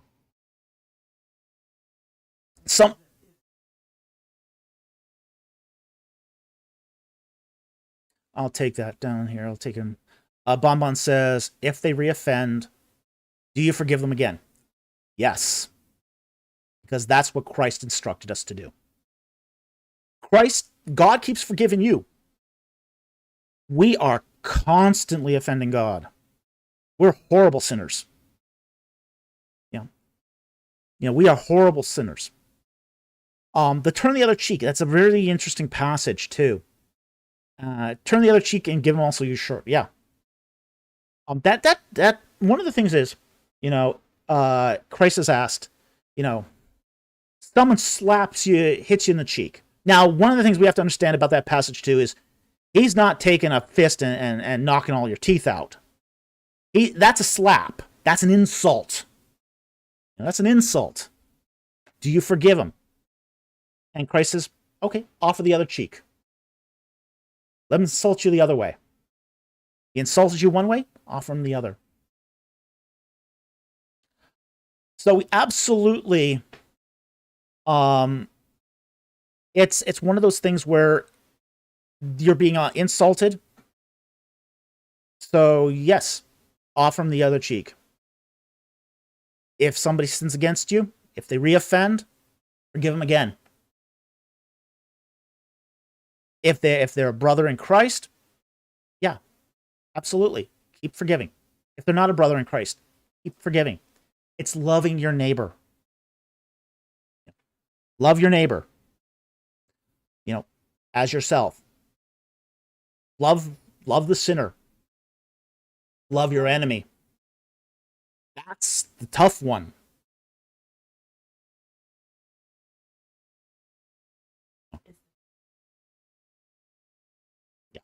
This is one of the things that, as my producer just said, you know, this is one of the things that makes Christianity distinctive, is love. We love our enemies. We don't always give them the opportunity to hurt us. It's not about giving them the opportunity to hurt us. It is, though, love. Okay? So, that's a very, very important whole thing about forgiveness. It's about love. God loved us to forgive us of our sins. Boy, are we sinners. We do so repeatedly. This is why we're constantly coming back to the Lord and saying, hey, I messed up again. I messed up again. Forgive me. And you're just going to keep going on through life going, I messed up again. Please forgive me. And sooner or later, it sinks in how much God is forgiving us. This is why we forgive our brothers 70 times 7. Forever. For the same things. Over and over and over again. And it's hard. Forgiveness is hard. It was never easy. But forgiveness was hard for God too. It required the death of his son on the cross. Forgiveness is hard. Okay. So, covers that super chat, that sponsor question. Thank you, Mama, for sponsoring it, and thank you, Bonbon, for asking it. Okay, so let's go to the next one here. Getting to the end of the super chats here, finally. Next one here is Kwame Adu 007 for $10. Thank you for the super chat. He asks the question, some scholars believe the etymology of Samuel's name in 1 Samuel 1:20 makes more sense for Saul than Samuel. They claim that the story belongs to Saul and was revised to Samuel. Thoughts? Well, let's just take a look at this.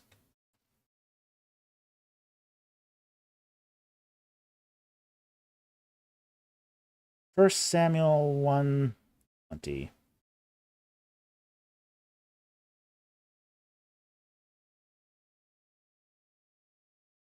And the text says, and it came about in due time after Hannah had conceived that she gave birth to a son.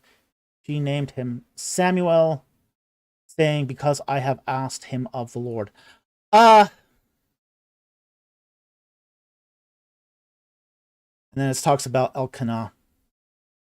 Okay, now I've got a couple issues here with this. Let's be very, very clear about this. We are given Samuel's genealogy in verse 1, okay? Now, there was a certain man from Ramathaim Zophim from the hill country of Ephraim, and his name was Elkanah, son of Jehoram, the son of Elihu, the son of Tohu, the son of Zuph, an Ephraimite. Okay?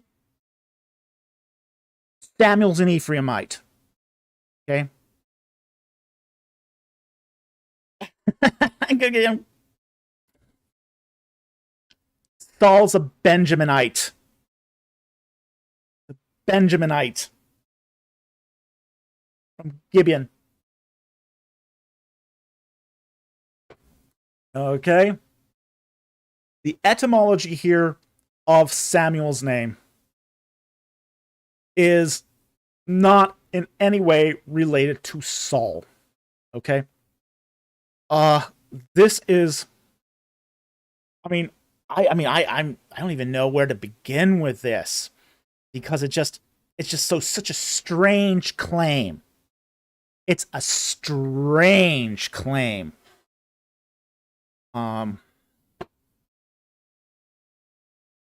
People did, Israelites did use names from other clans and other tribes. Okay? They're, like, for example, there are Levites who are named Judah. Okay? So, just because you find a similarity of a name in a different clan and a different tribe isn't unheard of in Israelite culture. So I think the whole claim here that the etymology of Samuel's name in 1 Samuel 1:20 makes more sense for Saul than Samuel, you would have to go change a whole lot of stuff in Samuel's history. So the idea that this is just Saul's history being grafted onto Samuel It's just crazy. I mean, this is crazy talk. Especially given that we have Samuel's genealogy. And Israelites did know their genealogies. They used them frequently for a variety of things. So we know here that Samuel is a stack, but where does the name Elkanah come from? Let's just take a look quickly here. Elkanah, God has created. El, God, Kana, to create. Okay? Or has taken possession. Okay, so it's a theophoric name. It's a theophoric name. So, you know, it's not, again, not an unexpected name. But we also see Elkanah reused several times, too, in the text. So there's not just one Elkanah. You know, so we find it even in, say, use in Levitical names. So it's one of those things where we, again, it's not Saul's genealogy here. It's Samuel's. And this is an Ephraimite line of descent. And Saul is a Benjaminite. So, with that said, I don't think there's any. I wouldn't place any stock in this. I don't think it's good scholarship. So anyway, thank you very much for the super chat. Very much appreciate that. Kwamiadu007 for $2. Thank you for the super chat. What is your assessment of I as Pharaoh? No. That's my assessment. No. Okay. Let's talk about King I. Because it's a very, very interesting. He's an interesting little king. He doesn't reign long. He reigns 4 years. And he is the immediate successor to King Tutankhamun. He was basically vizier under King Tut. And when Tut dies with no successors, they fight for the throne. And I is old. He's an old man. He's already in his 60s or 70s when he takes the throne.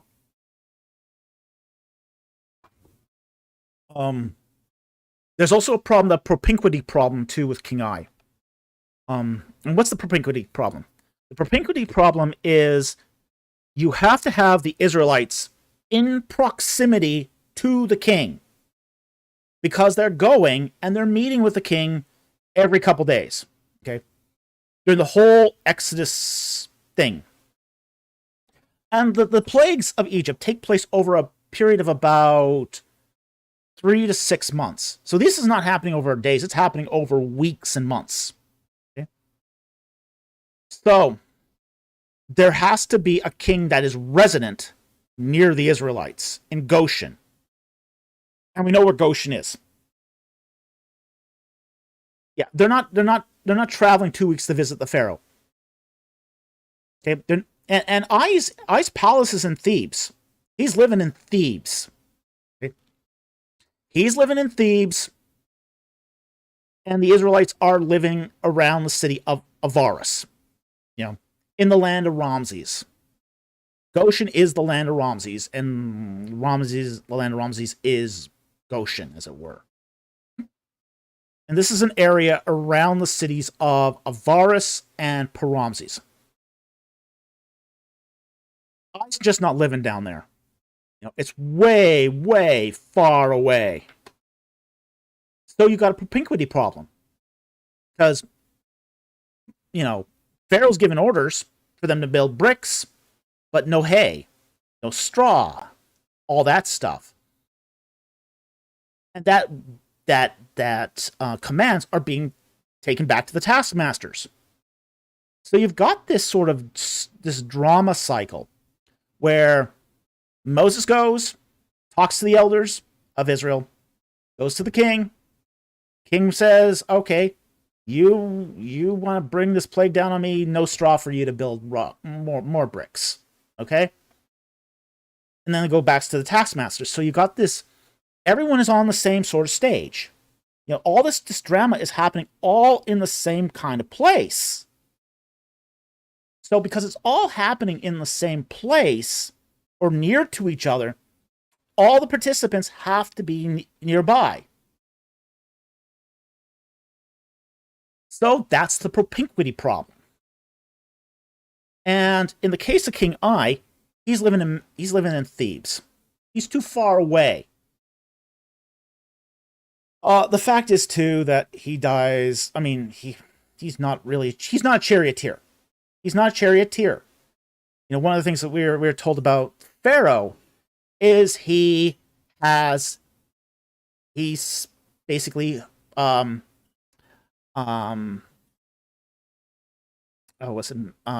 his horses. He straps his horses to a chariot.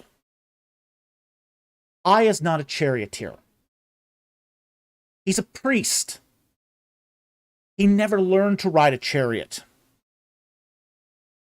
He was basically a priest that became vizier. He was a high priest. Okay? He was high priest at Karnak. So, you know, he's a really poor candidate as Exodus Pharaoh. Now, what he is good at, a good fit for, is the oppression Pharaoh. At least one of them. There's several oppression pharaohs. But he's a very, very good fit for the one that killed the children. Okay? Because one of the things that I's actions did was it started a war between Egypt and the Hittites. Egypt had been living in a state of peace with its neighbors, its largest neighbors, more or less up to the point of King Tut's death. I's attempt at assassinating the successful attempt to assassinate the Hittite prince, create a state of war between Egypt and the Hittites that lasted for 50 years. So I was probably the king that killed all the little boys. So that's how he fits into biblical history here. But that's sort of his you know, for him, he would have no problem killing all the children. You know, just to prevent there being sufficient strength for the children of Israel to say ally with incoming a potential invasion by the Hittites. The camel leopard, what a great guy. Yeah, what a great guy. I mean, he was a real scumbag. I mean, he was a scumbag. He was corrupt too. That's the other thing too about King I. Very corrupt. He continued one of the things that I did was he continued the corruption of the Amarna period. Okay, so yeah, he was he was on the take. Yeah, not a good guy. Not a good guy in the slightest. So I would place him in that sort of, definitely in that murder of the innocents Pharaoh, but he's not the Exodus Pharaoh. Okay, let's take we've got a couple got 9 there by the haystack. Let me find it, make sure there's no chat attached. The 199 by haystack. Yeah, I have to find where that is though. It's 1019, so.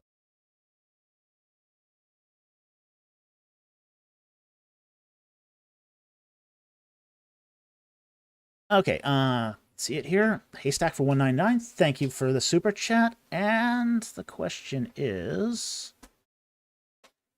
there's the question. Okay. Is there historical synchronization with Melchizedek, or what was happening historically during the time Abraham would have gone to Salem? How do I super chat? Okay. What you would do is you would normally put your post inside the super chat as you are writing it out. So that's how I best remember the whole sort of how to super chat thing. It's been a long time since I've done it, so okay. Now the question: is there historical synchronization with Melchizedek and what was happening during the time of Abraham that he would have gone to Salem? Okay. Salem, also, it was called at the time Salem, the city of Salem, Salem was the name of a pagan deity. The Jebusites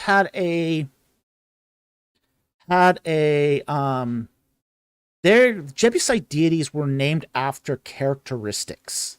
Okay, like Melchizedek. Comes from the name Melchizedek. Zadok is king. Righteousness is king. Zadok was the Jebusite god of righteousness. Salem was the Jebusite god of peace. And this seems to be how Jebusites named their deities. So this is very typical of Jebusites. This is how Jebusites. So the pantheons that Jebusites seem to use is a little different than other Canaanites in the region. So the Jebusites are in a way distinct. They're distinct from other Canaanites in that regard. So while your typical Canaanite is more worshipping gods like you'd find at Ugarit, like Baal, El, Mut, Yam, those sorts of deities, Jebusites had a different kind of religious system, where instead of, say, worshipping the thunder god, or the god of the sea, or the god of the underworld, or the father of God, Jebusites worship things more like righteousness and peace and justice and power and that sort of thing. So their gods were more idealized to qualities than, say, your typical Canaanite deity. Okay? So, can't come a little apart. They sound like hippies. Yeah, they were probably a bit.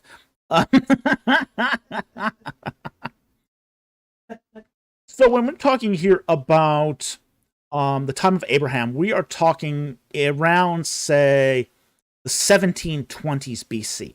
So that's the historical framework in which Abraham's alive. This is around the time of Hammurabi. This is the time of Neferhotep I in, say, the 13th dynasty, Egypt. And the situation in the Levant was, it's in the Middle Bronze Age. The Middle Bronze 1 is probably what we're talking about here, Middle Bronze 1. So it was a relatively good time to be in Canaan. It was a time of plenty in Canaan. We have reports from Egypt at the time of Middle Bronze 1 Canaan being a time of plentiful wine, plentiful meat, wild game. It was a good time to be in Canaan. Yeah, it was a good time to be in Canaan. So Abraham is in Canaan at a very good point in time. So he's experiencing much plenty. There's no drought. There's no famine at the time. Cities are growing. Okay? Cities are growing at this point. But there's still room for sojourners. And this is where sort of Abraham slips in. He is taking his flocks and sojourning the countryside while these cities are sort of booming. Okay? So it's a boom cycle of in the Middle Bronze Age. Okay, now that won't last. Okay, that won't last. You know, you get into Middle Bronze 2 and things start going south. But, you know, Middle Bronze 1, things are good. Time of Abraham, things are real good. So this makes sense with the milieu where, you know, Abraham feels, you know, he can tithe. He's making so much money. He's making so much, you know, he's got servants. He's got henchmen. I mean, those are his Hanakim. They're henchmen. He's got henchmen. Yeah, it's not enough. It's not enough to be a very successful sojourner. It's not enough to just have servants. You have to have henchmen. You need minions. Yeah. So Abraham's got henchmen. Okay. It sounds really odious, but you know, it was still a rough place. Okay. Middle Bronze 1 was still a rough place. Okay. You needed you needed your posse. You know, you need your armed guards, as it were. Yeah, Haystack, he's got the boys. Yep.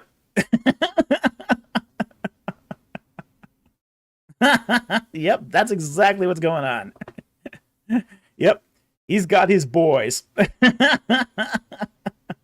Xiao Yi, Abraham was a warlord. Yeah. Yeah. He was a warlord.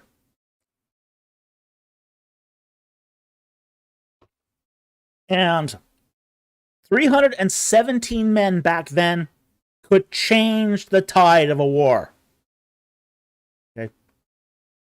Oh, we have records of, during the Amarna period, of kings of Canaan asking Pharaoh for between 50 and 250 men. And those were serious requests. Those would change the tide of a war. Tambao 2008T says, is it him? Oh, sorry, the Haystack. It's the Haystack that says this. Sounds like an ancient version of the Godfather. Exactly. Exactly what it is. He was a kingmaker. You know, when Sodom, the king of Lot, is carried off, he comes to the rescue.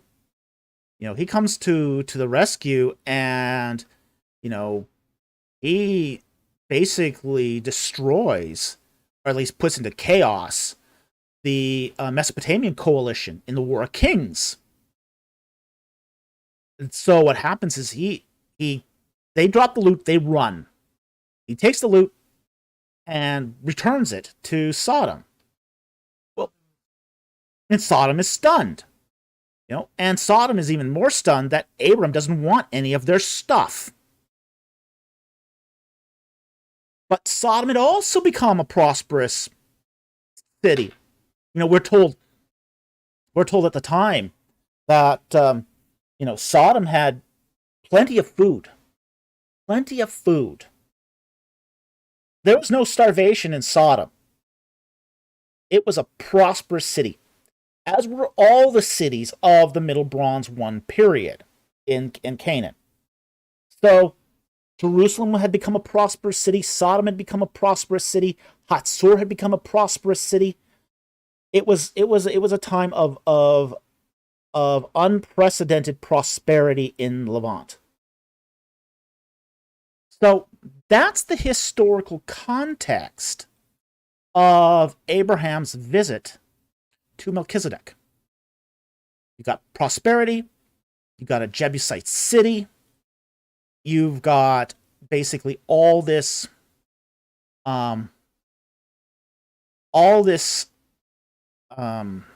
sort of background going on here. And even the Egyptians recognized that this was a prosperous time for the Levant, for Canaan.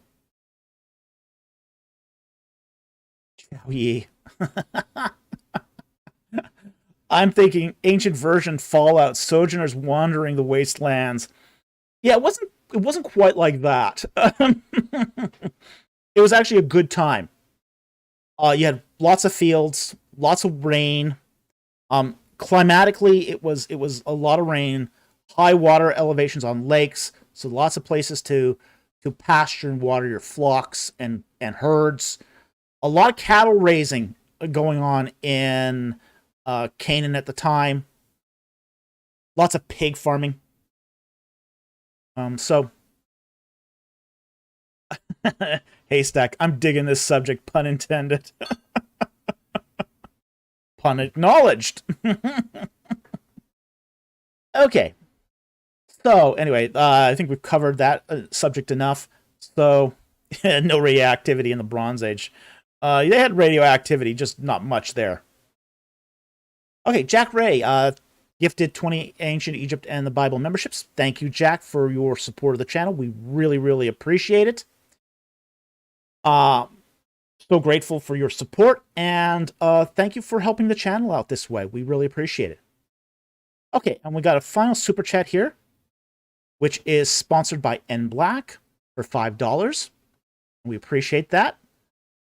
And question from Thomas Perez. Is Coptic considered a dead language? Why is it considered a language that people cannot converse in today? Okay. It's considered today to be mostly a liturgical language. Now, there are two family in Egypt that still converse in it as a living language. Okay. And it's very interesting. I read an interview of these families, and the daughter of one of them, spoke to the journalist, and she'll be on a train, on a cell phone, talking to her mother in Coptic, and she'll get people around her asking, what language is she speaking? She's in Egypt. They don't recognize the sound of it anymore as a spoken language. So, it's still used. I know they don't make recordings. It's really, and the other thing is there's not a dictionary of, say, spoken Coptic. So, yeah. Yeah, well, they do have the full weight of this, yeah, and they understand that that this is a dying language. It's a dying language. It's not dead yet, but it will be. It will be dead. It's what's called a highly threatened language. You do get this where some languages are when they're spoken. I think the population, if the population of a language decreases under 200 individuals, it goes from, say, a living language to a threatened language.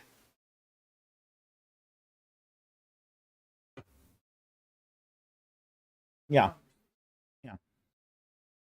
And as long as there's, critically endangered. That's a good way of putting it, Ancient History Gainer. It's critically endangered.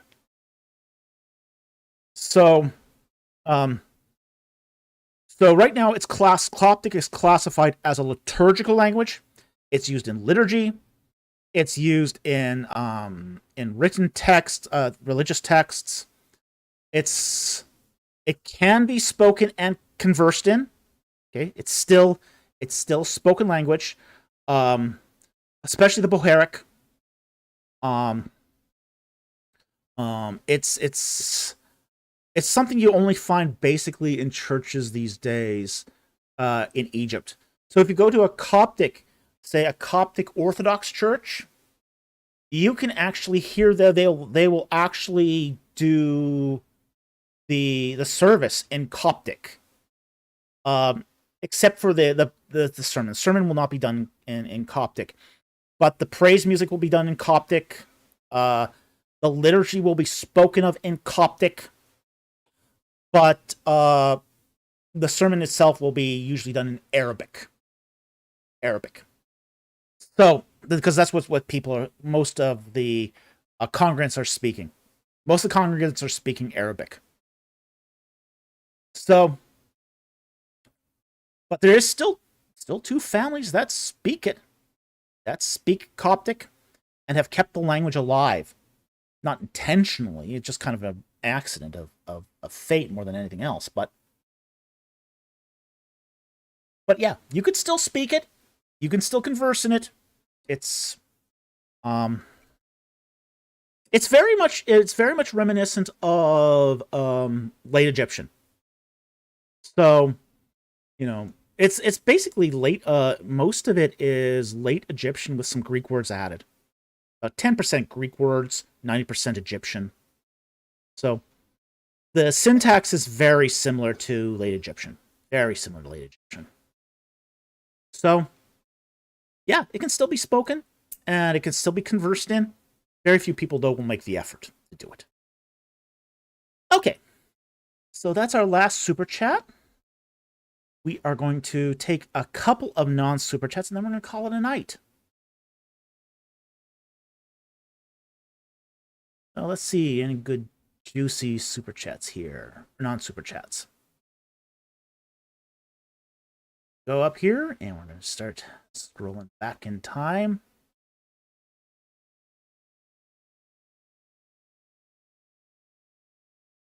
Okay, let's go to that. That's actually a good question. I like that question. 818, you said? Okay.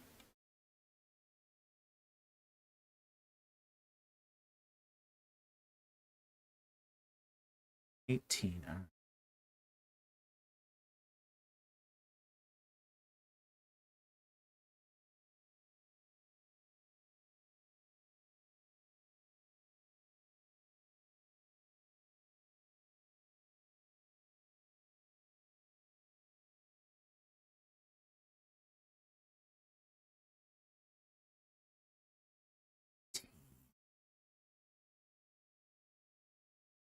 There. Okay, 818. Who said it? Banner White. Okay, I see it. All right. Banner White asks, does David Falk know what the Emerald Tablets of Thoth are? Okay. Yes. It's New Age fan fiction. Okay. That's what this is. Okay. Sorry, but this is New Age fan fiction. Okay. There's no Egyptian text called the Emerald Tablets of Thoth. It's basically a New Age fan fiction. I mean, it's the best way to describe it, really. These don't exist. It's not real. It's not even a real Egyptian text. It's basically a modern fictional religious text. Okay? That's what this is. It's got no history in ancient Egypt. There's no reference to it in any ancient source. This is just, as I said, it's New Age fan fiction. Okay? So, Camel Leopard. I don't know. The guy on TikTok says otherwise, and he's got nice illustrations.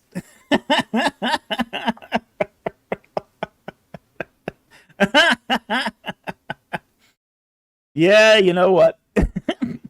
Put this into ChatGPT, and it can come up with some really nice illustrations for you too. Okay.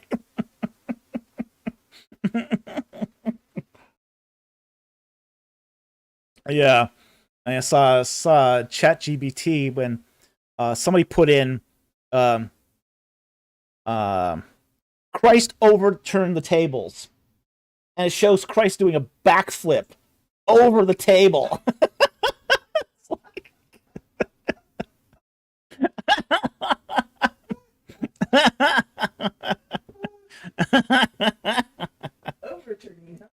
returning. Yep.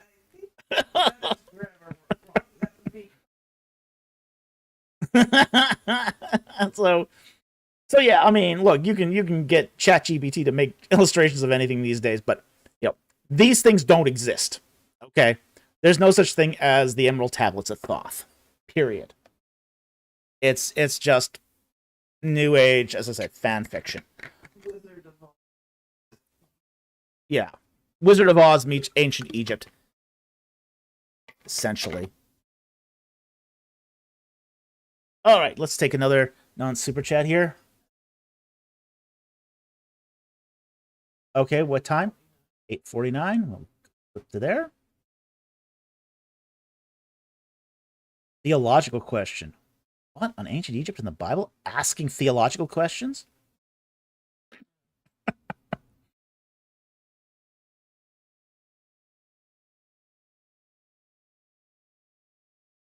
Okay. The whole Nestorian problem. Okay. Let's take that. Vish. Okay, Vish at 8:49 asked, does Jesus have only one mind and will, or does he have one according to each nature? Okay. He has one mind. Okay. Jesus is a complete whole person with two natures, divine nature and a human nature. Okay. But he doesn't have two minds. We reject Nestorianism. Basically, Nestorianism says there's a person of Jesus and a person of God and a human person, and they're two different persons, unrelated, unconnected. So Nestorianism would have said that, well, the mind of Jesus, the person, a God person of Jesus, just hovered around the human person. Okay? We reject that. So he has one mind. There's also another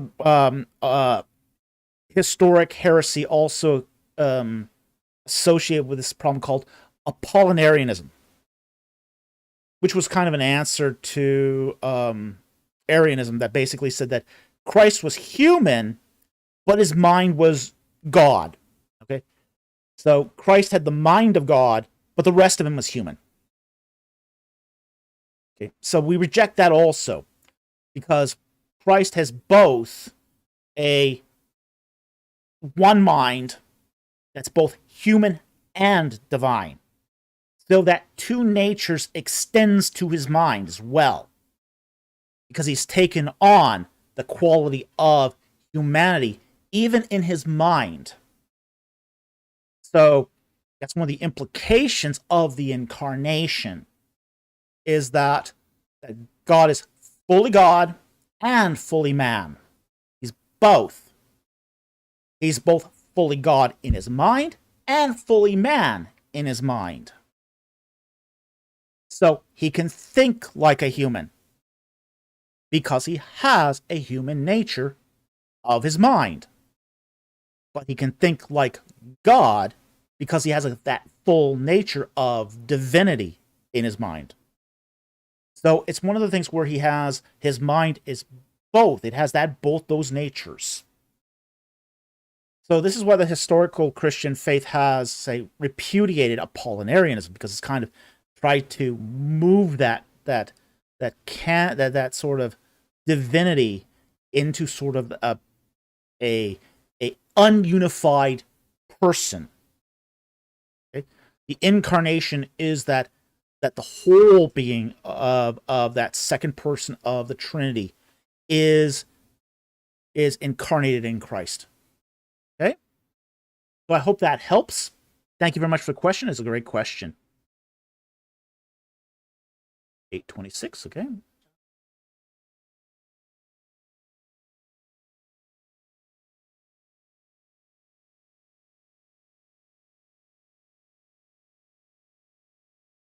Okay. That's a good question, too. Jonathan Walker asks, did all Egyptians ban pork? I've heard that Egyptians ate pork, but didn't offer them in the temples. Trying to understand Israelites ban of pork. Okay. Now, The banning of pork in Egypt is very interesting. Almost all Egyptians banned the eating of pork. They avoided pork. There's only one cult in Egypt that ate pork, okay? And it was done as a ritual thing. Okay? The cult of Set, okay? The cult of Sutek would, on occasion, eat pork, okay? Because the god Set was sometimes seen as a black pig. So, Seth worshippers would raise pigs, particularly black ones, and once a year ritually eat the pig, which they believed was the incarnation of the god Seth. But that is really a rare example.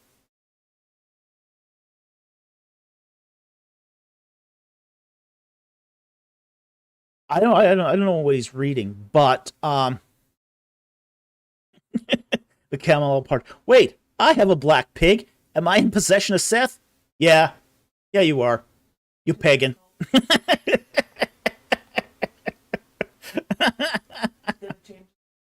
He's gonna change his name now. he's gonna change the piggy's name, or start calling him the Typhonian Beast. So that's a nice ring for a pig name.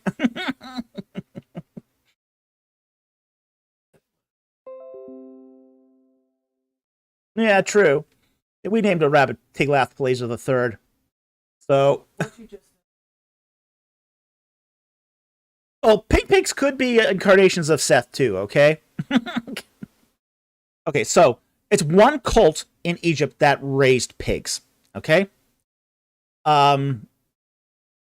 But okay, most people banned, they deprecated the eating of pig.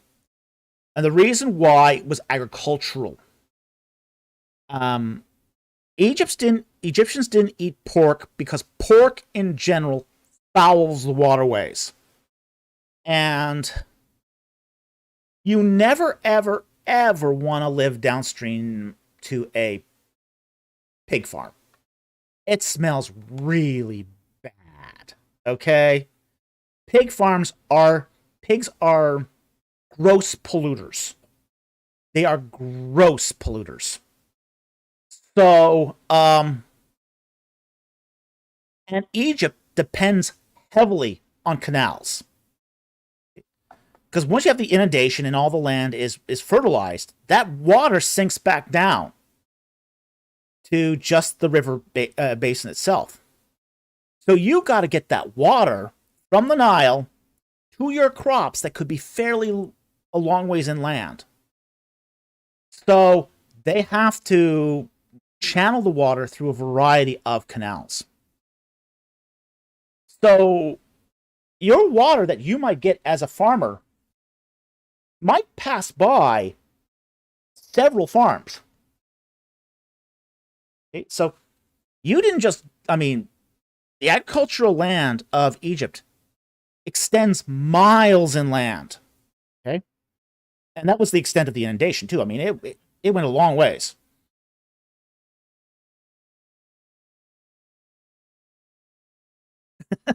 The camel leopard says, as an owner of pigs, I can confirm it gets quite smelly. Oh, yeah.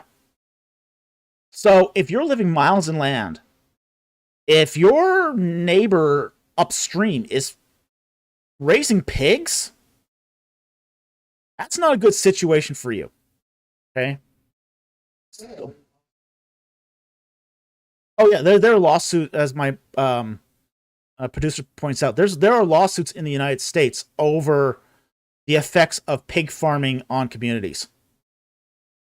Okay, so, but in a place like Egypt where canals were so important to the agricultural life, anything that polluted waterway was deprecated.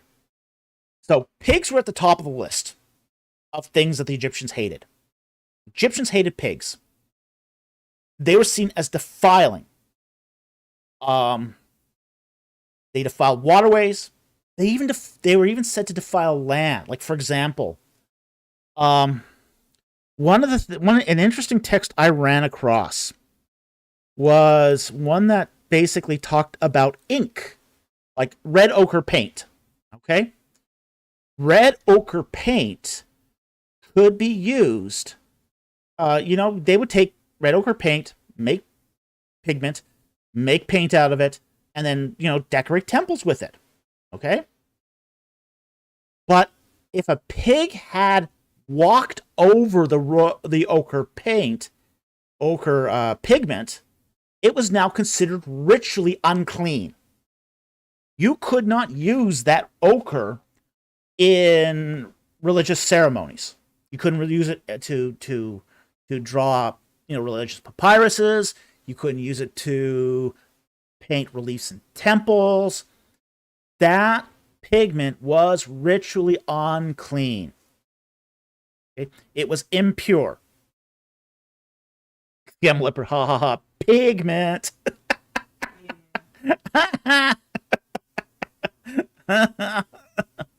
Yeah. So, Jonathan Walker's, all I did was Google whether Egyptians ate pork, and it was, yes, they did. But thank you for the clarification. I heard you mention this on Exodus Rediscovered with IP. Yeah, be careful with Google, man. Be careful with Google. Be careful with Wikipedia. Oh my gosh.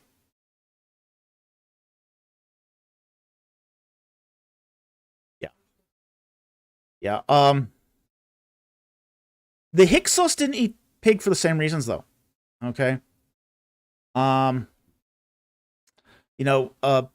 was just one of the things we find, like, for example, at Avaris. We've got a lot of faunal remains from Avaris. There's no pig there. There's no pig in amongst the bone remains there. It's all sheep and goats and some cattle at Avaris. The Egyptians themselves, big beef eaters. Okay, like, for example, at the like Deir el Medina and Giza, the workmen's villages at Giza. Lots of cow bones. Lots and lots of cow bones. No pig. No pig. It was almost all cow bones. The Egyptians themselves ate a fair amount of sheep and cows up until the Middle Kingdom. And then during the Middle Kingdom sometime, Egyptians made the full switch to eating beef and fish, and they never turned back from that. I think some of it was the fact that when the Semitic peoples entered into Egypt and brought flocks of sheep and goats, it did nasty things to their waterways. So, Egyptians hated shepherds for the same reason, pretty much, they hated pig farmers. But pig farming was worse. So, that was really verboten. So,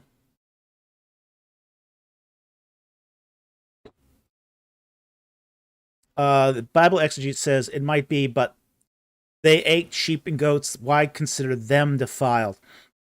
Well, anything that will pollute a waterway is just not going to be accepted. Not in Egypt. So, sheep and goats were eventually deprecated too. Not as badly as pigs. Pigs were absolutely just, yeah. They did not eat pig except for, as I said, that really sort of small ritual purpose for one particular cult. So, that's the reason. Okay? Okay, so let's go. We'll take one or two more, and then we'll call it a night here.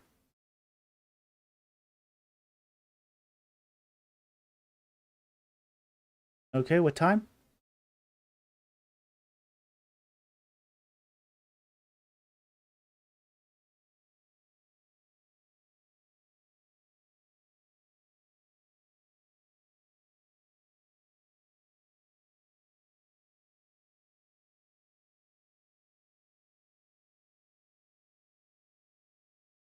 $12:10. Okay, let's go to the timestamp here.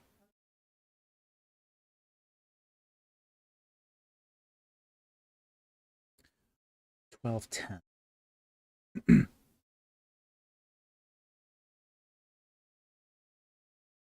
Okay, we'll take this one from Jack Ray. Here. How do people know what ancient languages sounded like if they haven't been spoken for 1,000 years? Okay. A lot of this is guesswork. Honestly, straight up, it's guesswork. Okay? When we've got, say, a cognate language that's still alive, then it makes things easier. Okay? So, when you get sort of cognates, like we have a rough I mean, even though there's sort of peculiarities to, say, Hebrew, it's still a language that people speak. Okay? Yeah, now Hebrew's a very strange language. It went dead twice and was revived twice. So Hebrew, in that we understand what the phonemes are in Hebrew generally. Okay? So you compare that to a completely dead language like Akkadian, where there's similarities in the syntax, or in the diction. Okay, so because we got similarities in the diction, we can take the sounds from the phonemes in Hebrew and we can assign, say, certain letters in, say, Akkadian, and understand that that's what that sound is going to be roughly like. Now, that's not perfect, but like, for example, in Coptic Egyptian, we understand that because Coptic is the final phase of the Egyptian language, more ancient forms of Egyptian are going to use those phonemes.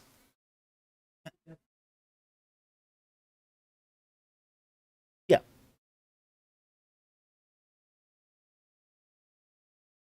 Now, in some cases where the language doesn't have vowels, things get a lot more speculative. Like, we don't have the vowels for, say, Middle Egyptian or Late Egyptian. So because we don't have the vowels, we can't tell exactly how it sounded. In some cases, too, there was also consonantal shift. So some of those phonemes changed. Letters are called graphemes. The sounds they make behind them are called phonemes. Okay. So even if the grapheme doesn't change, sometimes the phoneme will change underneath it. Like, for example, the vulture bird in Egyptian. It starts off as kind of a glottal stop, but then shifts to an R and L sound.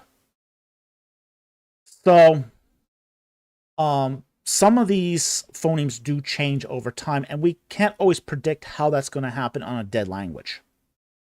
So, it's going to boil down to this. A lot of this is going to be guesswork. Some of it's going to be speculation, but a lot of it, too, is going to be comparative languages. We can figure out by comparing a dead language to a language that's still alive how it's going to sound based upon shared vocabulary and shared, say, loanwords. Okay? So that's how we tell what an ancient language roughly sounded like, even though it hasn't been spoken for 1,000 years. Okay? So I hope that helps. Thank you very much for that question. We'll take one more. And we'll...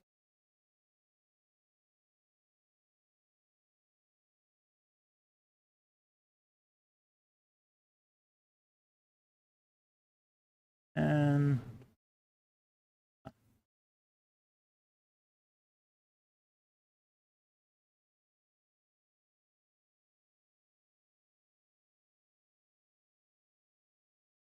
Okay, actually, let's take that one. 9 what? 919.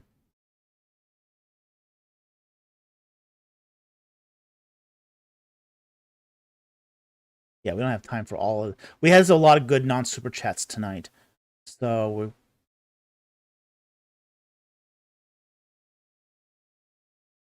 yeah. If you post a super chat or non-super chat and we didn't cover it this week, you are always free to repost it next week. Okay, but we just have limited time, so unfortunately we can't answer every question as much as we'd love to. But we'll take this one, and this will be the last one of the night. And it's from Harry Stark, and he asks, why did Hinduism survive while Egyptian polytheism and Mesopotamian polytheism died out? Okay. History, essentially. Okay. So there's really actually 3 questions in here packed into this one question. So it's a great question to end on. Why did Hinduism survive? Why did Egyptian polytheism die out? And why did Mesopotamian polytheism die out? Those different questions. Okay. Let's take Mesopotamian polytheism first. Why did it die out? The Persians, essentially. Okay. Mesopotamia was it had several countries in there, several nations. Like you had Akkad and Sealand, etc. They had different theological systems. Okay, Babylon, etc. The Persian Empire, the major religion of the Persian Empire was Zoroastrianism. Okay, which is actually basically a dualism. Okay, so in Mesopotamia, polytheism first succumbed to Zoroastrianism. So with the rise of the Persians, polytheism died out in favor of dualism. In Zoroastrianism, you got a god of good light and a god of darkness. Okay, and they're equally gods. Okay. Then Islam came along, and after the Persians were defeated under the Greeks, and then you got Islam come along and then wipe out Zoroastrianism. Okay, so that ended polytheism in Mesopotamia. You get something similar happening in Egypt. Okay, where in Egypt you have Christianity come along, and what happens is the country sort of fractures in half. In the north, in the Greek-speaking areas, Christianity becomes the dominant religion. Okay, so in the Delta, Christianity is dominant. In the south, it's less dominant. You still have lots of polytheism happening, though, in Egypt's south. Okay, but then comes Islam in 633. It subjugates Christianity locally, but doesn't wipe it out. And in the case of Egyptian polytheism, they wipe out Egyptian polytheism. Okay? So Egyptian polytheism in Egypt is destroyed by Islam. So it's a similar story that like we find in Mesopotamia. So that's why they don't survive there. Now, in the case of India, what happens in India is a little different. Islam does attempt to invade India, okay? But it isn't as successful as in Mesopotamia or in Egypt. India has a very, very rigid caste system. It has a very rigid caste system, and it's part of, say, the agricultural cycle in the Indus Valley. So Hinduism is tied deeply to concepts of agriculture. Agriculture that basically people depend on for their daily lives. So while Islam, when it attempted to take over India, tried to wipe out Hinduism, it couldn't do it. It couldn't do it. It was just so much a part of agriculture in India that it just wasn't able to wipe it out. So that's why Hinduism survived, was it didn't make sense agriculturally for the people of the Indus Valley to make that switch from Hinduism to Islam. So ultimately what happened was, when the Islamic rulers got thrown out, people just reverted back to Hinduism, because it made sense for them agriculturally to do this. So that's why Hinduism survived. It survived in spite of Islam. But again, comes down to that whole, for example, in Hinduism, the idea that the cow is sacred. That is part and parcel to their agricultural cycle. I mean, Hinduism didn't just worship cows, and held them sacred just because they thought they were good gods. The cow was really important for agriculture in India. You got in India, you have a cow to plow your fields. It was your mechanical labor. The cow would fertilize your land in a way that, again, was clean for waterways. There's a reason why cow worship was ubiquitous across the ancient Near East. There's a reason why you find cow gods going from Egypt all the way to India. It's because of its importance to agriculture. Cows could plow land. Cows could fertilize a land. Cows could do this while keeping the waterways clean. They provide milk. Provide fertilizer for your crops. I think we just said that. They also provided meat and leather.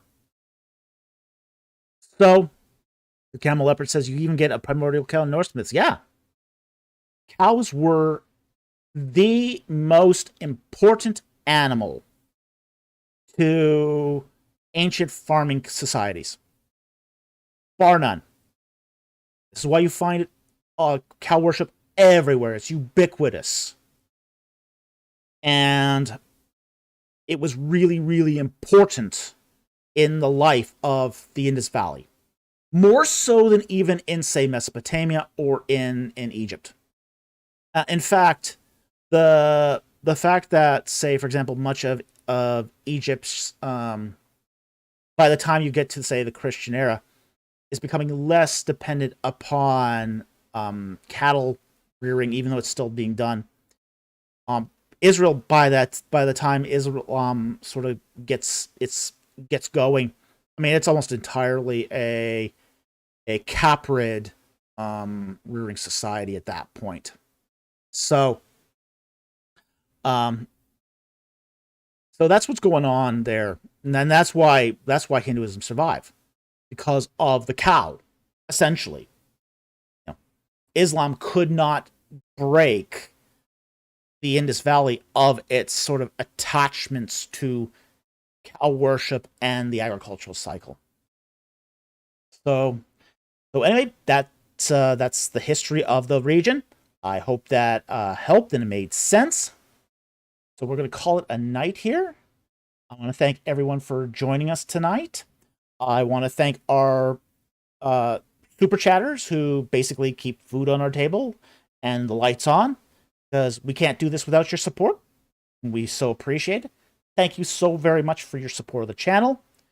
We also want to thank our Patreon and YouTube subscribers. You guys also really, really help big time. We really, really appreciate that. We also want to thank our regular subscribers who who watch our videos, who leave comments, hit that like button and the subscribe button. And also those who pass on our videos, URLs, to other social media platforms, because you guys get the message out. We appreciate that, because that's how other people get to know us. Because the YouTube algorithm doesn't always promote us. So with that said, thank you very much for joining us. We had a great time tonight. We'll see you next time on Ancient Egypt. Oh, one other thing. Join us Tuesday for the Assassin's Creed live play. Be there or be dead. Okay? Have a good night, everyone.